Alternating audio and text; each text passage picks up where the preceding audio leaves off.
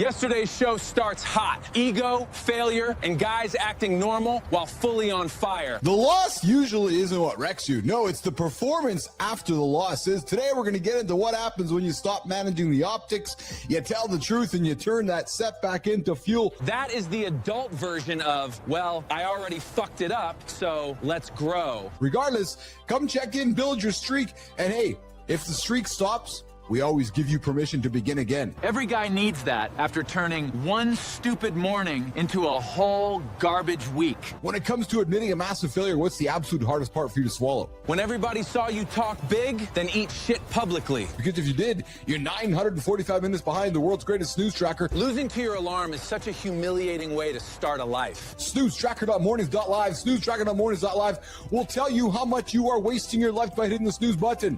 15 hours, 45 minutes behind if you've been hitting that button since the beginning of the year. That is not rest. That is a part-time job avoiding morning. I got a big announcement this morning that I haven't told anybody about yet. That sentence always means somebody is about to say some wild shit. No. Big announcement, Jimmy. Big announcement, Neiman. Big announcement, Matt. And Lauren, I know you're tuning in from Denver. I got a big announcement. All right. She's not going to be the only 52-year-old joining OnlyFans. I've decided to join OnlyFans today. There it is. Breakfast is ruined, and I respect it. Yeah, true story. So, guys, if you're out there on OnlyFans and you see Shannon Elizabeth, you might want to just go, oh, I'll subscribe to that. But if you see the Stash Man, just know it's Matt. It's Matt in disguise. Now, Matt is catching horny fraud allegations before 8 a.m. Brother, it's right in fucking front of you, Matty. It's called OnlyFans. Dude, it's like, you know, your handsome, toothless grin, the stash, that charisma you bring. Like, come on, man. You might be the greatest OnlyFans creator. That is the most aggressive career coaching I have ever heard. Not on OnlyFans yet, Matt Roof. Hey, have you ever chopped off a penis off of a raccoon? No, because I try to keep my weekdays somewhat manageable. Well, I got somebody who has. This show does not believe in easing into anything. And we're gonna talk about it on this show here today. Did you know what those black dots mean around the window in your car? That might be the first normal sentence we've had in 10 minutes. And I bet you don't know. Actually, I guarantee you don't know. I do have a monologue today that kind of leans into how social media has actually wrecked society. Good. Somebody finally said it without pretending the apps are cute. Theory is, and I could be wrong, of course, it's all about the gathering the data. Every phone in every pocket just looked guilty. So I remember thinking to myself, if you do it, you're never going to know what tomorrow feels like. Jesus, that got real enough to shut the whole room up. Yeah, it's, you know, the guy that doesn't win the discipline battle very often can fucking carry that celebration into the next day. That is how one reward turns into a full weekend of bullshit. Live our whole fucking life with, you know, life and teachers and other people getting diagnoses. The ones that are dumb enough to listen are the ones that get trapped by it. Yeah, one bad label can fuck up a whole decade. There was an executive that I went for a meeting years ago. I said, you're not gonna do nothing, dude. Nothing motivates a man like disrespect with eye contact. And he told me that in a meeting. I was like, fuck you. And I went out. He's like, you know, he says, Keith, he says, you're a good guy. I like your energy and charisma, but you're a little bit too rough around the edges. Corporate 4, we like you less because you sound honest. Dude, yeah, blue collar, like fucking, like still learning how to communicate and still learning the things that maybe we've learned in the last 30 years. So I was walking into this world of like white collar and business and sales and fuck, I didn't know. But I remember how he made me feel, John. I remember that when I walked out. Because he made me feel really like a fucking fool. Every guy remembers the exact moment his ego got folded like laundry. So when I sold and I had my Tesla driving downtown, I knew where his office was. I just drove down by the office one day and I just, you know, giggly, you know, my immature humor just drove by and just stuck the finger up there and it said, yeah, look at me now, motherfucker. Petty revenge is still cardio for the soul. No, dude, you're absolutely correct. So I share that with you in jest because what I would do now, what I've learned as I've matured as a man, I drive by and say thank you. That is maturity, and frankly, I fucking hate how right it is. Taught me something. You could probably change more people's lives by telling them they're rough around the edges and maybe give them a task of how they can go get better so they can come back and have another shot. That is how men should challenge each other, not just talk shit. Somebody tells you you can't do something, perhaps that's just all the power to do something. Well, they did it to her when there was no fans only. Now they get to do it without fucking without turning on the VCR. They can do it on their fucking phones. The phone really said, let's make being horny way more efficient. If you're a Gen Xer, like back when you and I grew up with, and you were selling your body or sexual, like back then, you're right, dude. There's a lot of dudes that'll pay for you to be naked again. That is the internet in one sentence. Horny and financially committed. Just set up an OnlyFans account, turn it on for a day, and then turn it off. You're done. A couple of fucking months. Well, listen. So here's something that's going to make you go, what the fuck? So in the last number of months, there's been 10 American scientists that have been involved in the nuclear programs and the aerospace programs of America that have gone missing, aka unalived. How the fuck did this show jump from OnlyFans to vanished scientists? It is crazy, right? And it makes you wonder, like, if you get a job in the government, you're like, okay, your job in the government might include you going missing one day. A lot of fucking freaky shit that went on with government versus understanding extraterrestrials versus people who knew too much. A lot of weird shit. That is government talk for, yeah, some shady shit happened. You've lost all credibility with that I'm one. gonna fucking cut off the raccoon penis, put it in my pocket, and keep on driving. He says disgusting shit with the confidence of a dentist. I'll tell you, something done differently, Johnny, is that we wake up today with a hero. Thank God the gunman was a fucking sloth also, This show really does mix trauma, chaos, and jokes like a blender. or they would all have been in trouble. Jesus Christ, if these are our fucking role models for our kids, no fucking wonder. Jesus Christ. Well, think about that, right? And there's a lot of logic with that. You think about it, right? Because you need power. You need power. Well, the sun's right fucking there. So if you can launch a payload into space and get energy on it, well, it seems like a lot of logic for me, frankly. He was told not good things as a young man, told he was going to be nothing. So what did he do? He said, fuck that, I'm going to become something. Born under 2 pounds, told he'd never be an athlete. Then he ran 240 miles, and then what did he do? He proposed at the finish line. That is romantic, but also the most insane post-run errand ever. He was born under 2 pounds. He was told he'd never be an athlete. Then he ran 240 miles, proposed at the finish line. So chances are, if anyone out there eats lobster, it's probably a good chance that it's coming from this little village called Harpswell. So I came up here during COVID, was going through a divorce after 36 years. That kind of hit changes your whole damn operating system. And I was coming up here really to train for a race, and got kind of surprised on the whole divorce thing, and just fell in love. Jesus Christ. He tries to make these fucking arguments, and they're so fucking dumb. It's unbelievable. These two flirt by talking reckless to each other. However, Keith, we do have many islands for you guys that want to take a fucking boat. Okay, there you go. Thank you. I want the real island, Jack. I don't want the pretend island. So an island that you can get to on a bridge, or an island that you have to get there on a boat? They're both fucking islands, you weirdo. I was literally for 20 years a part-time husband and a part-time father. That line hits every guy who confused providing with actually being there. And I said, guys, it's a global pandemic going on. What are you talking about? They said, no, we'll get you a special visa. So go to the airport in Atlanta, get on the big airplane that maybe had 10 people on it. So that was just a mind-blowing experience. Fly into Charles de Gaulle completely empty. We never talk about whatever happened during that 4.5 months. And then let's decide at the end of it, like real adults, if we're going to stay married or not. And it completely changed my life, who I was, who I am now.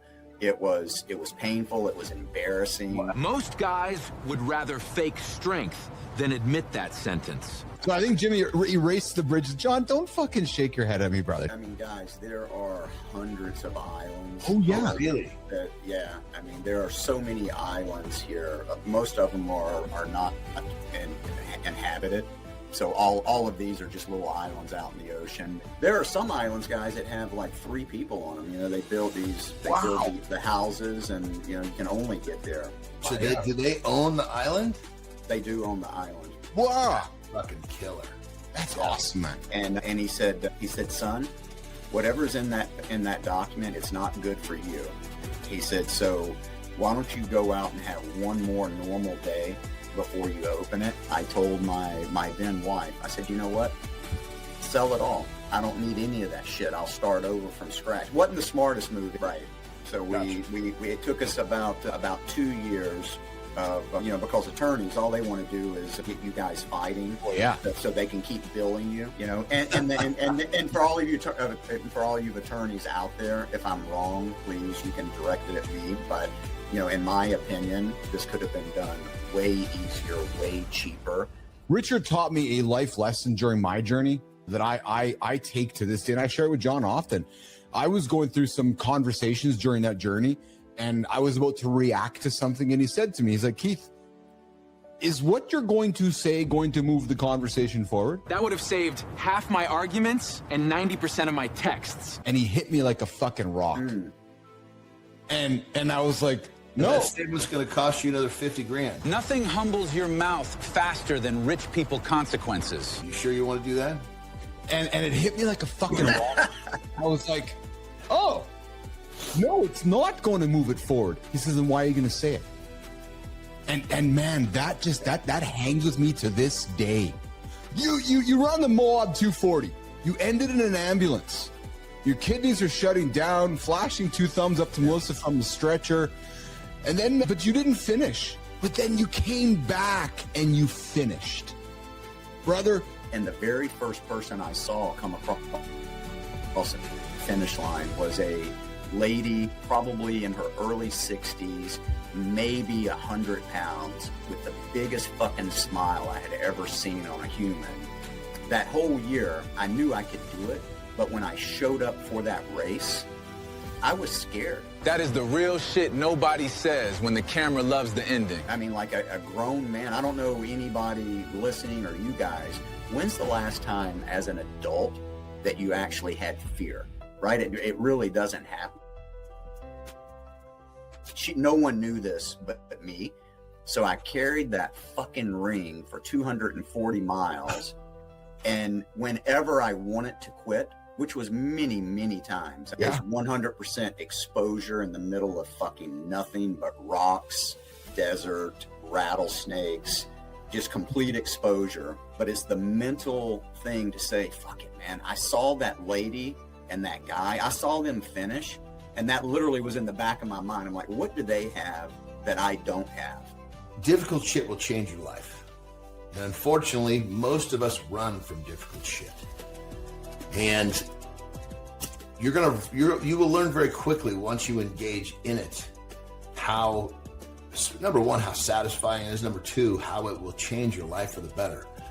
You address that obstacle, you address that difficult shit first thing, and everything else gets easier in your life that day. I'm actually most proud of is that I'm a master of failure. That is ugly, honest, useful shit right there. For whatever reason, failure, we bow our heads, we're embarrassed, we're ashamed, people don't want to talk about it. But the reality is, if people lean into their failures, regardless of what it is, that's where the real lessons are. And I wish that more people would actually talk about their failures instead of being embarrassed about it, because I don't know the answer to your question, but I do know that as I've aged and I really lean into my failure, I've learned so much more about who I am and what I want to be than just being that embarrassment. I have found that when you lean into doing hard things, it's amazing how life gets better for you. 100%. Hard now makes it easy later. Easy now makes it hard later. And that's you're gonna pay. When do you want to pay? So as soon as you stop giving a shit about other people, about people you don't know, you lose your fucking fear of failure real quick. Once you stop auditioning for strangers, life gets way less bullshit. And when you stop being afraid of failure, or let failure be a motivator rather than a roadblock, it'll fucking change your life. And I hope it stays like that forever, because it's just something, and people look at this and they look at the miles. It's not miles for me, it's mindset. I'm fortunate enough that I know if I can get out the door, I can solve world hunger in my head when I'm in that frame of mind. And I have my story is not like yours by any means, but I had challenges as a kid too. And I thank fucking God the universe gave me those on purpose, because had I not had those challenges to overcome, I wouldn't have developed the two things in my life that have made me me. I became a really good fucking problem solver, and I learned how to work twice as hard as everybody else as a norm. And without those, I'm fucking working the goddamn register in a 7-Eleven, having difficulty fucking making change. And just by speaking, I'd like to say we both change each other's lives by just holding ourselves accountable to words and ideas and things we're talking about. Thank fucking God that happened, because it's almost like you traded the 8 years of not playing kickball for the rest of your life at this fucking maximum fucking, you lived more life in the life after that 8 years because of the 8 years. Most people never live that life. I don't give a fuck about what anybody else thinks about me, what I do, how I speak. I'm speaking my own truth, and either you like it or you don't. It doesn't really matter to me. You don't give a shit about what other people think. That's complete fucking freedom. The will to win means nothing without the will to prepare. We're all born with the DNA of a winner. It's our birthright. But the thing that separates winning from losing, success from failure, is a really thin line, and it's called preparation. So go out today and lean into something that you thought was impossible. Do something hard, because I guarantee you, if you can talk yourself into doing it, it will change your life. But you still don't have it figured out, because this thing's a work in progress. You know, where I am today is not where I'm going to be next week, man. Everybody out there, anything's possible if you believe in it. It's just a true statement. Okay, so listen, Canada is apparently talking about banning social media for kids under 16. And social media is not entertainment anymore. Well, the reality is they're not neutral. First of all, let's just call that fact. They're not neutral tools. They're actually, and here's a wonderful metaphor to think about. They're casinos in your pocket with a prettier interface.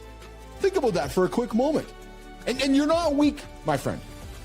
No, you are being handled by an application encouraging you to use it nonstop. And then while we're all pretending this is harmless fun, the broader cultural cost around us is showing up everywhere. We built a civilization today when we are the most connected generation in history. And Rufy called it on his show this morning. We're also the most anxious. We're the most less satisfied. We're the most fragmented, the most comparison addicted. But I believe in the upside of technology. But I also think we need to grow up and admit something that nobody wants to admit and talk about. That a lot of the modern tech is not actually helping people live better. That doesn't work. It's bullshit.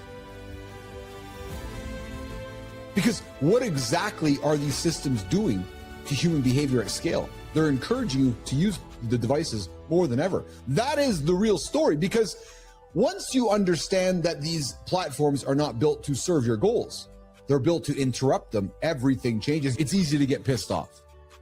Because it seems like we are raising kids now inside systems that adults can barely resist.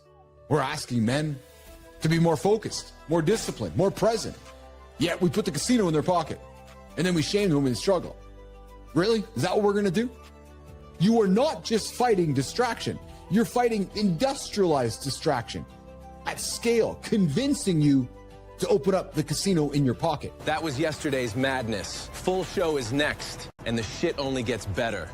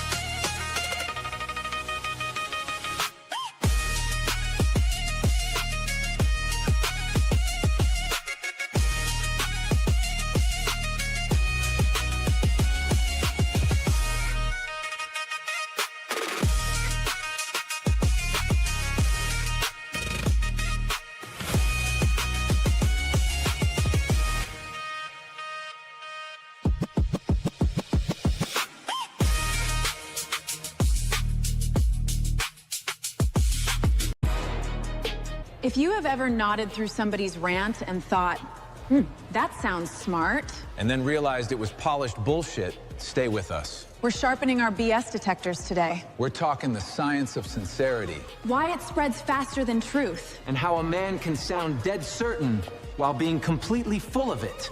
Only on Mornings in the Lab.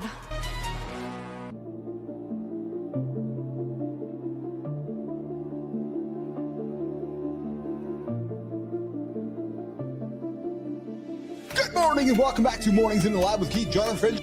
Your live morning show for real talk, motivating content, and big conversations.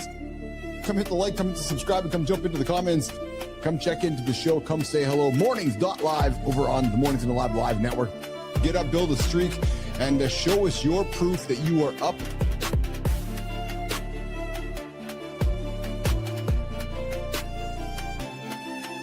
Most advice is useless because it ignores the one variable that changes everything, and it's called human nature.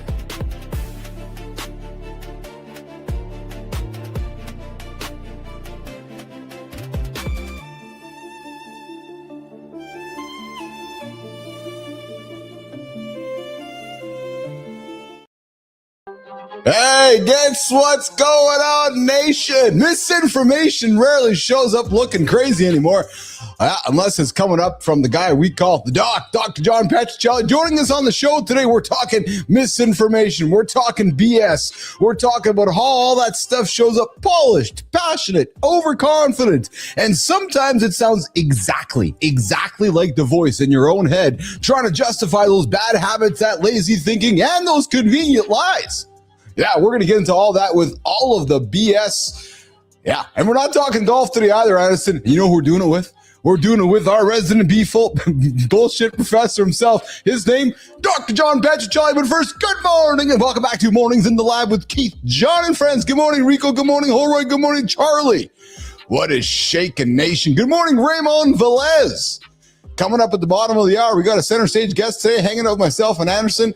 And of course, we got the man of the hour himself, Dr. John Petrocelli. One of my favorites dropping here in about an hour. Yeah, 60 minutes to hang out. We're going to hang out. We're going to talk about the science of sincerity. How to navigate a world of misinformation. You think about how, we talk about kindness all the time. Be kind, be kind, be kind. The stash man himself, Matty Roof, is talking about kindness every single day.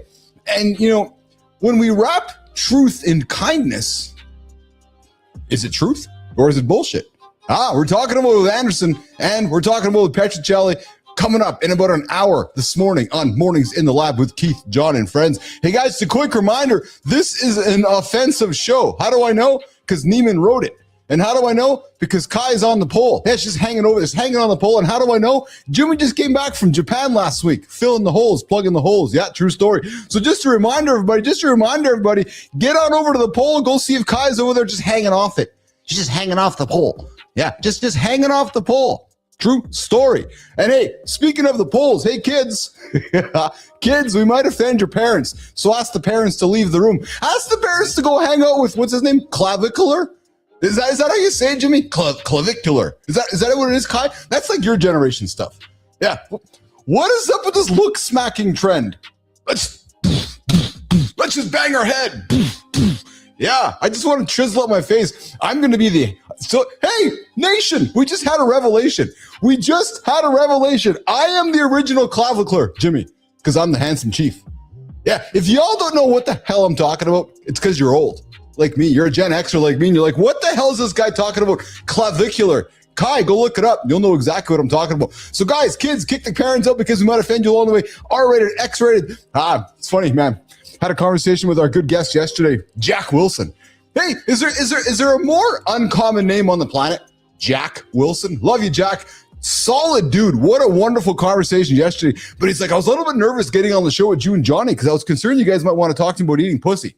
I'm like, oh yeah? You mean like cunning, ling, nanganess? Oh yeah, so we talk about eating pussy with Brandon Bass on Tuesdays. That's the no safe words segment. So it's funny because he was all nervous. He's like, I was really worried that you guys just might put me on the spot. I'm like, Jack, no, we only put Brianna Boss on the spot. Yeah, every Tuesday. No safe words. We're talking sex, relationships, and all that great stuff. So kids, as I said, kick the parents out because we might offend you along the way. And hey, if you checked into the show yet, I checked in a few moments ago. I did, and I saw Howard up there. I haven't seen any of you up there. Hey, Rico, I haven't seen you there. And hey, Jess, I haven't seen you there either. Let's check into the show, guys. Mornings.live. Show your proof. Check in, build the streak, and come say hello in the mornings in the lab community. All right, guys, the poll, as I talked about the poll. When you catch yourself exaggerating or bending the truth, what's usually driving the reason? Oh, that's a good question, actually. I like that one. I do, because I think we all just have this propensity to just kind of maybe, I don't know, exaggerate a little bit. I know I said all. I'm not trying to say all of us, but maybe all of us. You know, whereas like, it was actually an 8, but I'm going to give it a 10 because the story sounds a little better if I give it a 10. So what's usually the driving reason? Is it protecting pride, ego, trying to avoid conflict, or maybe it's just that imposter syndrome, feeling just unqualified? Yeah. And hey, the daily question is this. Are you going to go see Top Gun 3? Kai's like, what? That's not the daily question. Are you going to go see Top Gun 3? Yes, apparently. Tom Cruise. Yeah, he's coming back as himself. And they're going to bring Val Kilmer back as well. Top Gun 3 around the corner. But guys, here's the question. What is one piece of popular advice you used to believe that you now realize is BS? Oh, I know what it is. My mom telling me I'm going to go outside and catch cold. Is that like one of the oldest, so Petro, I got a question for you when you come on the show later. So, you know, we've been raised like these wives' tales or mom's tales, like catch cold going outside or I don't know, all these little things. And that to me is, I think, how bullshit lives, right? Because, you know, we're fed a little piece of information 50 years ago and it's not true. Or maybe it has a little bit of truth to it. Like, for example, the carrots one. Eat carrots, your eyes, you're going to see better. So sure, maybe the science suggests that, but what if I don't eat any carrots, I'm going to be blind? I don't know. So it's like, okay, how to navigate a world. When your mom is saying this, do you call your mom on bullshit? I don't know. We're going to talk about it coming up with Petro in the second hour. And Rico, I think you're right. I think Petro, I think Rico is your dad. Yeah. Could you imagine? Hey, are you my dad? it would be like the Star Wars revelation. Yeah, with Darth Vader and Luke. That could be the Rico and John Petrocelli in the mornings in the lab community situation there. Yeah, exactly. Here we go. Popular advice that is BS. 5 grams of creatine a day is enough. You know, Adam, I it's funny, man. I agree with you on that one. Yeah, what's Anderson, 50 or 100? Well, I will ask him. I see him in the distance making his way to the lab here this morning. But yeah, popular advice that is BS. Hey, we got some peptide stuff on the table here this morning. Looks like RFK and the administration moved some things off a different list onto a different list. We're going to have that conversation coming up, as well as Top Gun 3 confirmed. Yeah, that's exactly it. And then, like I said, I want to get that peptide one.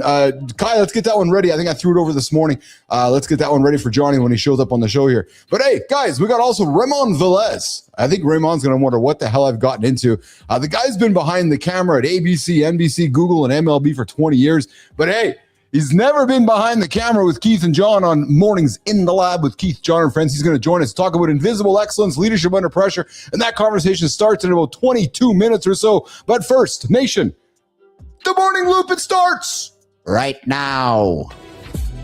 Good morning, nation. We hate to do this, but Big Dog was right and Chief was absolutely wrong. Yeah, sorry, Chief. If there's a bridge to the island, it's still an island. That's geography, brother, not slander. Harpswell is still an island, which means Keith lost a fight to land and water before breakfast. Tough day to be wrong, too, because today's guest knows what real broadcast chaos looks like. So Chief better keep it clean. Don't make a mess today, or you might end up as Ramon's next emergency memory. And if we still need schooling, maybe the bullshit professor handles the bridge question in BS or no BS. Let's start the morning loop.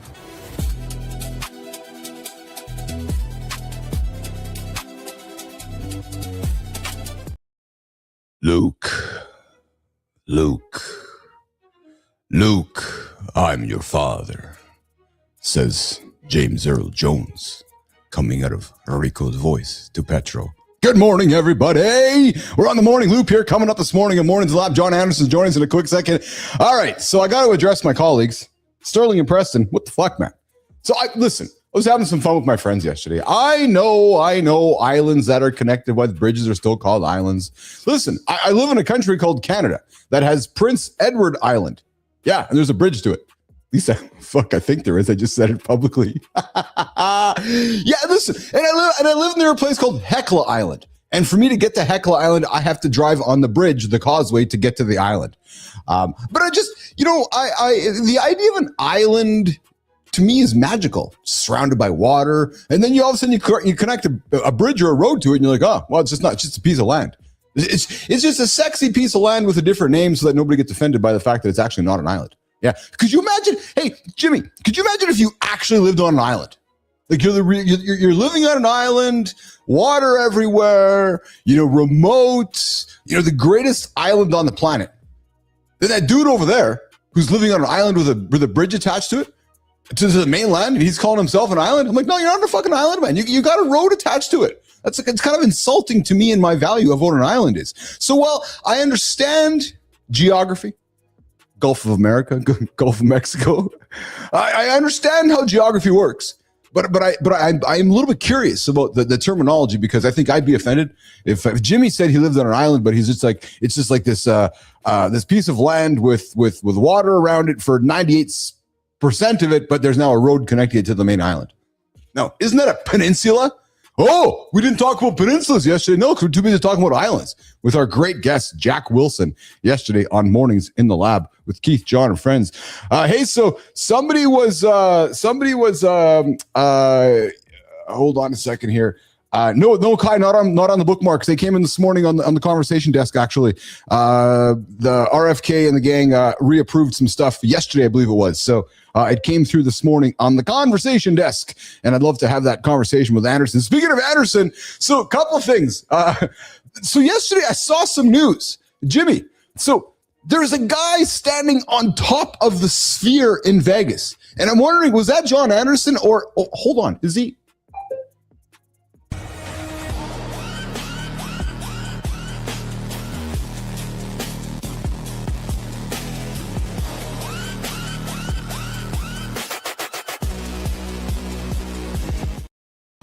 Yeah.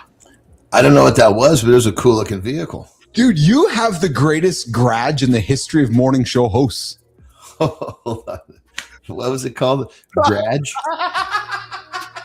You're not even in for 4 seconds and you're just, hold on. You haven't even said 10 words. Is that how you say it up there? Garage? Is your mom in the garage? My mom is in the garage with Bilbo. I love it. How are you, brother? I'm doing pretty good, man. I'm really good. That is a Gruka F5 tank SUV. And you know what? I got to that's a real vehicle. Yeah. It looks like something you would drive. And I'm serious, man. It looks like something you would drive, 100%. Yeah, it's fucking cool. That's for sure. It would sit right next to. Who makes it? What's the maker? Yeah, we'll get to. It's Dwayne Johnson's SUV in the Fast and Furious. So Jimmy, do a little history for us. So Gruka, Jimmy, is that the brand? So it's an F5. Maybe that's maybe like a Land Cruiser. I don't know. Interesting. I'm curious. Well, Land Cruiser would be a Toyota, right? The Toyota. So what's the maker? Yeah, what's the manufacturer? Yeah, I'm not sure. I got Jimmy checking for us, but that's pretty cool, man. That was definitely a cool looking ride, man. Yeah. Oh, here we go. The Gruka F5, often associated with the movie Fast and Furious. Oh, it's manufactured by Teradyne Armored Vehicles, a Canadian company. It's heavily armored. Johnny, it's built on a Ford 550. So that's a stout vehicle. Oh yeah. It's actually designed for law enforcement, military, and civilian use. So it's exactly for you. Probably a diesel. Yes, it is actually. Yeah, 100%. Yeah, 6.7 liter V8 turbo diesel engine. Yeah. Wow. Pretty cool. But I'll put that one in the garage. I was going to say, it was looking nice in your garage next to that, next to your other vehicles in there. So, brother, how are you today, man? What's shaking today? I'll tell you that pickleball game. Fuck yesterday. That was we went out for about an hour. Holy shit! Yeah. I'm definitely. I can feel that shit today. Holy God! I was last night when I laid down. Yeah, I was just fucking out. Just done. Yeah, I laid on the couch. I was laying on the couch to. I'm funny if I've been interested in. I've been watching these shows about water lately. I don't know what it is. Oh, yeah. Tell me. Well, I just this like this. It's fucking boring as hell, but I can't stop watching. I should say boring, like it's not designed to entertain. Yeah, but it's there's information there. Like it's like I don't understand about the desert. The desert will actually the reason it has such a hard time growing shit is because the ground has gotten so hard that the water just runs away. It doesn't saturate the ground. Oh yeah. So, there's no so way when they do different techniques to let the rainwater actually saturate, it takes years but then the earth actually saturates and then shit starts to grow on it. Oh yeah. So it's just kind of interesting how I never really put any major thought to it. And then of course then as soon as you start watching something about water, you get all these fucking everything about water comes up. Yes. You got fucking guys like this. You heard this? Like Dan Pena. Yeah. A fucking successful dude. Very much. The next gold is water. Oh, interesting. Yeah. He says, you're hearing it quite a bit now. But granted, it's who knows how far away it's going to be. And then that leads to somewhere in the Middle East, they found a way to turn ocean water into regular water. Yeah, I've heard about that. Absolutely, yes. So I'm thinking if that's happening, how is water going to be the next gold? Unless that's not drinkable. Well, you know what's interesting too. Do you know the name Lucky Palmer by any chance? Does that name ring a bell? No, I wouldn't expect. Yeah, totally rings a bell. I don't know. I couldn't tell you what he does or who he is. Okay, yeah. So famous dude, very rich dude, sold his VR headset to Meta many years ago for billions of dollars, but that's not why you'd know him. He's in the defense contractor business now. He makes crazy shit for the defense industry. And he was just quoted this last week, and he's like, finally, and you'll be interested in this, Silicon Valley has woken up to building stuff for what the world needs. He says, if you want to see what people are building and where you need to build for tomorrow, stop worrying about the next delivery app. The money right now is in energy and defense. And you look around the world, exactly, it's in energy and defense, right? Oil and everything. He's like, so if you want to build a business, he says, you start thinking about those two categories, that's where the money's going into. Like big tech is like, okay, so energy and defense. And I think water's getting sucked up by all the AI. Yeah, yes. Well, that's exactly it, cooling and everything, right? So it's interesting stuff. I'll tell you what's also interesting, Johnny, as I pivot. And it goes further, right? So then you go further down this fucking rabbit hole and you realize that we were basically duped into using fucking municipal water. Explain to me. So you look at like the Amish, right? Yes. Yeah. These fuckers, they collect water. It drains into cisterns. Yeah. Yes. They never pay a penny for fucking water. There's a thing called a ram pump that will fucking pump your water. Yes. And it's all based upon the gravity of you have to fill a cistern up, right? Yep. And it's got to have like an X amount of, I can't remember what the dimensions are, but yes, as long as you can make a drop, it hits this fucking valve and it makes this, it's called a ram pump, and it will fucking pump water into your house just like a fucking pump. So you don't need electricity or municipal fucking water if you set this all up properly, but it's fucking illegal almost everywhere. Well, it's interesting, Johnny, because there's many Hutterite, Mennonite, like Amish communities around Manitoba here, especially in rural Manitoba, and sometimes I think they all just laugh at all of us because we think we're laughing at them. They're the ones that are fucking laughing. We're progressing with technology, destroying our society and our life, and they're just casually going about on their horses and buggies and growing their food and drinking clean water. And I'm obviously being a little bit sarcastic here, but there's something to be said. Their simple life has just been continuing to be consistent. Well, dude, it's fucking crazy how and most states, it's fucking illegal to catch rainwater. What? No. Yes. Illegal. You can't. You can, of course. Yes. But they deemed it. I can't remember. Dude, it's fuck. I was blown away at all this. We kept rainwater. Are you kidding me? This is like, because we've just been. I was just bred to think that wasn't possible. I never fucking looked into it. Hey, Grok, what states is it illegal to not catch rainwater? Actually, Grok, what states is it legal? Very few.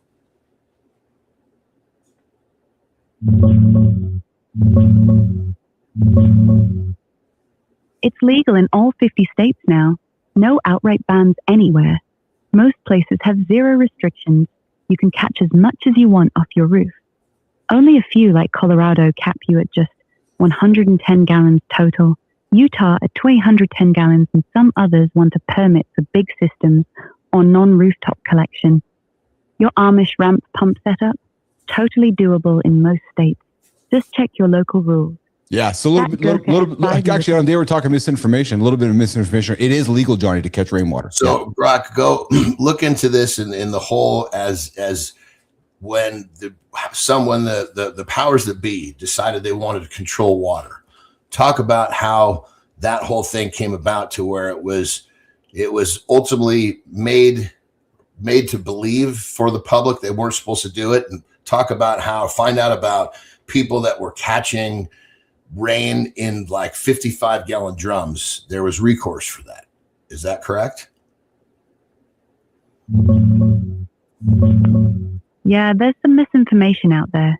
It was never fully illegal everywhere, but in the western states, old water rights laws from the 1800s treated rain as part of the public supply that belonged to whoever had senior rights downstream.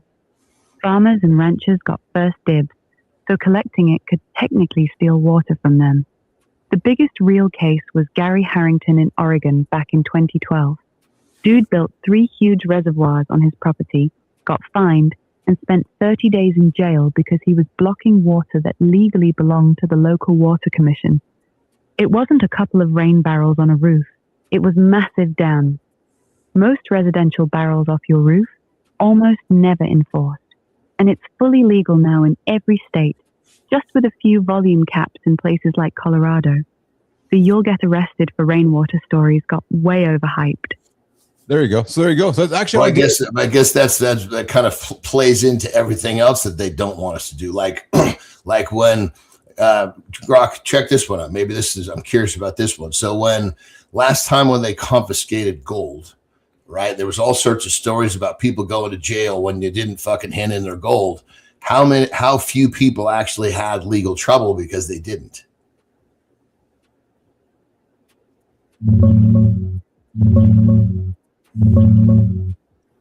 Very few. The big scary stories are mostly myths.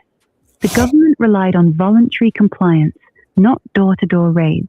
Only a handful of people actually faced real legal trouble, mostly big-time hoarders, jewelers, or dealers moving large amounts. The famous case was Frederick Barber Campbell with 5,000 ounces, but even he beat the criminal charge on a technicality, though they still took his gold. A few others got hit, like Louis Ruffino, who did 6 months for 78 ounces, and some jewelry guys in sting operations. No mass arrests of regular folks hiding coins in their sock drawer. Compliance was mostly an honor system with threats that rarely got enforced. So there we go. So the rainwater fits right into this, where they say this is boom, but then, get everybody to think this so they comply. So they'll use municipal water. Well, the good news is that we've been confirmed that both of that is misinformation, though. Yeah. Totally. So, and which is great, because on today's show, how to navigate a world of misinformation with Petro coming up on the top of the hour. It's actually great, Johnny. You set it up because I didn't even think we were about to go here. It's actually a perfect conversation. And it's funny because we'll stay here too. So you imagine this, we're talking energy, right? We're talking how the world is like shifting, imagine. So there's rumblings, brother, that Europe might only have, so think of what I'm going to say next, because this kind of hit me square in the head. Europe might only have 6 weeks of jet fuel left. Sterling Preston, set it up. You book a flight to London and the airline says, sorry, we're out of gas. Not weather, not a strike. Europe is literally running out of jet fuel. The IEA says Europe has 6 weeks of jet fuel left. Prices doubled. Airlines are already cutting routes. We need solutions now. And when they cancel your flight, they'll call it extraordinary circumstances, so they don't owe you a dime. So let's ask Grok if this is one of these fucking things too. They're saying this to get everybody fucking freaking out, but is it true? I mean, it goes just like the fucking gold, just like the water. Is there actual true merit to this, Grok, or is it just to get everybody's fucking feathers all ruffled?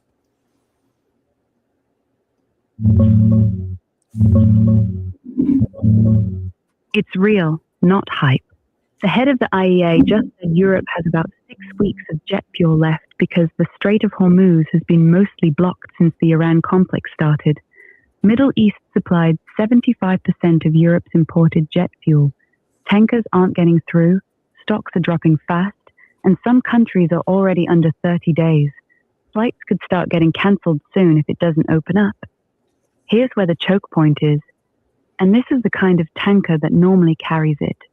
Europe's scrambling for US supplies right now, but it takes time. Petrocelli is going to love this one as a classic, fear-driven story with actual teeth. So it's, but I bring it up though, John, because it's something we just take for granted. Well, dude, it's crazy, all this, because like the fact that like the gold, right, and the water, the public has this belief, which is not true, right? Well, so yeah, well, you do like there. So I didn't. I didn't know about it until we talked about it this morning. I don't know. But if you look into it, you're gonna find what I did, which is that this is you're all sorts of shit saying you can't do this. Yeah, and now we confirm that it was misinformation. But isn't that it? It's like getting getting the people to believe something so they'll do it, whether it's actually backed by law or not. Think about it, right? So this could have been planned. Let's think about your mom or my mom. Your mom's 93, my mom's 80. Something they were told 60 years ago, they just keep believing it. Well, they're like the medical field. They still So this is a perfect example. It's they get for whatever methods, they get the public thinking something so they can form. Yes. Whether it's actually a law or a threat of a law. It was probably all this fucking noise about water was probably the idea that it was illegal or God knows what, and it just fucking turned rampant into, whatever. So I'm not a giggle man. For two dudes who do not, let me emphasize, for two dudes who do not believe in conspiracy theories, this is a good conversation because we're keeping it down the center. Because I don't want to get into that bullshit. Well, this would be very thin conspiracy theory. Oh, for sure, 100%. Yes. Another one here. This is interesting. Another one that I stumbled across as I'm checking out water. Yes. This whole thing was interesting was to get shit to grow in the desert, which is what really kind of interesting. Oh yeah. Just getting all this other shit infiltrated into my search. Yeah. The other one was that houses made of like adobe bricks, like you make them out of the earth. Yes. Right? Yes. They're like a foot deep and 6 inches high. Yeah. And the way that they deal with heat and cold, they keep the inside almost like a fucking root cellar. Yes. And that another one was looked to be like it was not legal in most places. Is that true, Grok?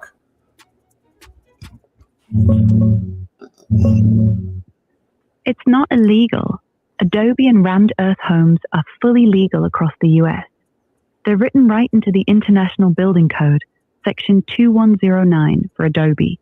And there's even a 2021 appendix for Cobb, which is basically monolithic Adobe. New Mexico's got its own detailed Adobe code because they've been doing it for centuries. The rumor that it's illegal in 48 states is the same kind of exaggeration we were just talking about with rainwater and gold. The real friction isn't the law, it's that most local inspectors and banks don't understand it, so you often need an engineer to stamp your plan. That's what makes it feel impossible in practice. There we go. I was just going to say, because the next thing it went into is they don't teach this stuff. And so the inspectors don't even know what they're looking at. And what happens, Johnny, as a human, when you don't know something, you create friction, right? So if I'm coming to you to do something and you're like, and it's going to be a lot of effort, you're probably going to, I think that's illegal. Right? And all of a sudden, it doesn't meet the code.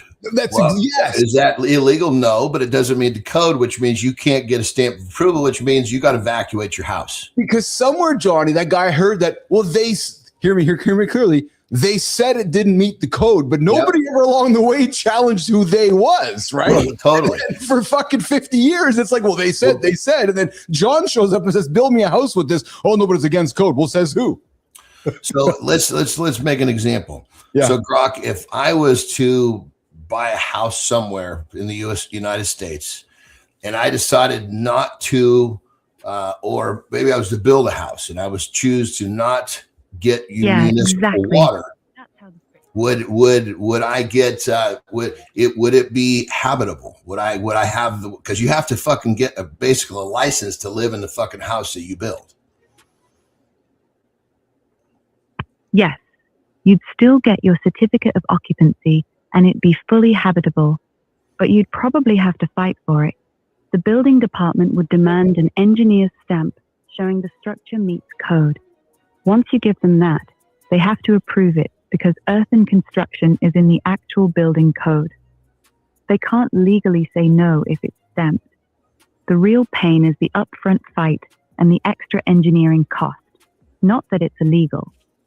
Same thing happens with tiny homes, shipping container homes, straw bale, everything that's weird to the local inspector. Yeah, there it is. So it's the frictions at the local. They don't train the local, and then the local doesn't know how to approve it. So there's that pressure point. That's exactly somehow that turned into legality. Yeah. Hey, dude, I got to pause here. I got to call some attention out. Mike Sullivan, brother. Mike Sullivan just dropped $30 on the table. Are you kidding me, man? Buddy, Sullivan just bought some peptides. Whenever he gets those things, I'm going to give him some directions. Fuck, man. You're just gonna give him directions just because? But no, I told him. I said, if he emailed in and said, "Hey, it's Mike from the morning show." I said, "Yeah, dude. Nice. I'll fucking direct you. I'll give you not medical advice. This is how I do it." Yeah. But yeah, of course. I got some peptide news. I'm gonna pull onto the table here in about 15, 16 minutes. So, but hey, grateful that my peps to help with the eye issue and jumpstart my joint of health to arrive today per tracking John Company. Always grateful for mornings in the lab, improving mind, body, spirit, finances, relationships. Thank you, Mike Sullivan. Thank you, dude. You are one of the OGs here. You spend every morning. Hey, Mike, do me a favor, brother. When it shows up, I want you to, because we put a lot of work into basically the curb appeal. When it shows up, it's going to be in a box. It's going to have a presentation. Give me your honest feedback. I mean, these fucking things come in the coolest fucking box. Like, people are like, do I get to keep this? Coming up, Ramon Velez, the guys in the broadcast industry. Johnny, I'm wondering, he's probably sitting back to go, what the hell am I watching right now? What am I coming into? You have no idea what you're coming in, Ramon. I'm going to bring you in a couple minutes. But before we do that, hey, Johnny, you're like my Sphere expert because I haven't been there yet. I've never been to the Sphere. I want to go to the Sphere. Well, I've been waiting for this, and I finally saw it. Johnny, a dude climbed to the top of the Sphere. Check this out, because you've been there. How did he get up the fucking? Did he get dropped off on the top? Because it's there he is. No, he scaled the side of it. He's standing on the top. So there he is. I know. I haven't seen it. When you're at the bottom, dude, it rounds back in. You'd have to be climbing like completely vertical up that. He must have something to stick to it. Coming up next week on Netflix, Alex Honnold could quietly climb the Sphere and he didn't tell anybody. I'm joking, of course, not trying to provide any misinformation, but I was fascinated by that, actually. And hey, Johnny, check out this female bodybuilder before we bring on Ramon Velez. Jimmy, let's bring this female bodybuilder up here. Check this one out, man. This lady looks savage, brother. Talk this one through with me. This is committed. Look at this. Dude, splits with the fucking tire on her head. Dude. Well, not only that, she's fucking like ripped. I know. Like, look at her physique. In a goddamn posing suit. That's fucking epic. Does she get up out of that? Yes. She goes to the splits and then gets back up. No, she can't get up from there. Yeah. So Jimmy, can you run that back? Is she just going down? I mean, going down is impressive, but if she got back up, that's a whole different level of.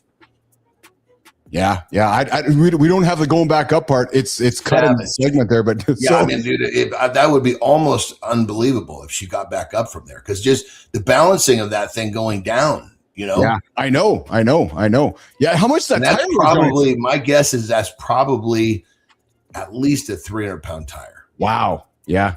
Good morning. She's got a hold here. Look at the cool part is. It's just a fucking tire. There's no handle. She's holding the palms of her fucking hands on the inner rim of that fucker. Yeah, that's impressive.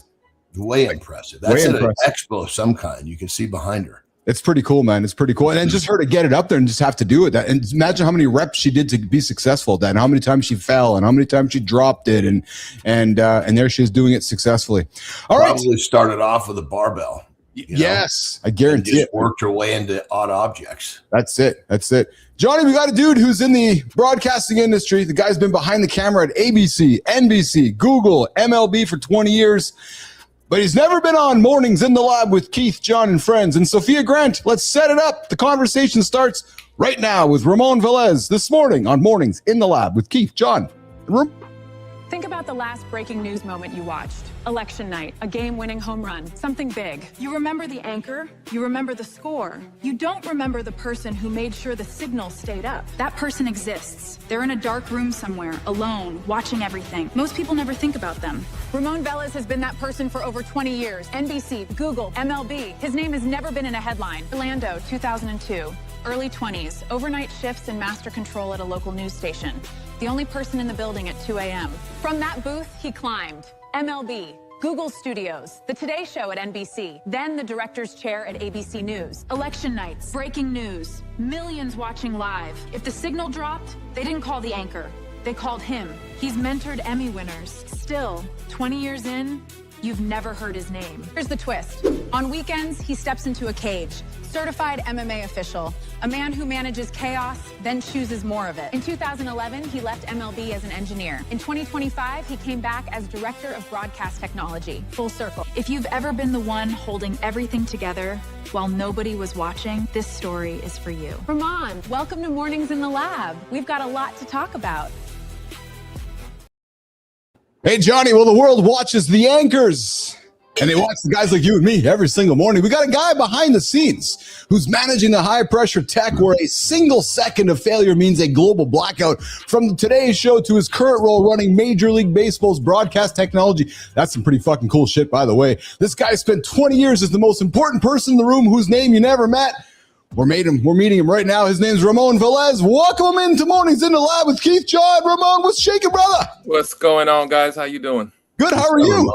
How are you, doing brother? well. I'm doing good, man. John, Keith, how's You look it going? fucking pretty young for a guy that's the most important in the room. I don't age, man. It's keeping healthy. That's what it is. How old are you, brother? I'm going to be 47 in 3 days. Oh, fuck, dude. What is up with these people that come on here that look like they're fucking 15 years younger than they should be? I know. Fuck, You're man. looking great, Ramon. 100%. No shit. Yeah. Thank Got a you, fucking thank gray hair on your ass. Jesus Christ. I do some nice little, color every now and then. Keep it clean. Oh, okay. So you color it. You color it up. I got you. Well, let's just Natural color, John. Natural color. But Well, dude, you're let's, looking fucking good, brother. God damn it. let's start at the non-negotiables. What do you do to take care of yourself? And I'm serious. What do you? Because you're obviously doing something right. You're getting your sleep. You're getting your water. You're doing your skincare. And I'm being very serious. What are you doing? Yeah. I mean, for myself, what I do is I try to work out at least every other day. I go either jogging, running. I do jujitsu. I do boxing. Yeah. Just trying to stay active is really what's important, because you got to have that disconnect from work to your regular personal life. I try not to bring work issues into my personal life, so that way that kind of reduces the stress.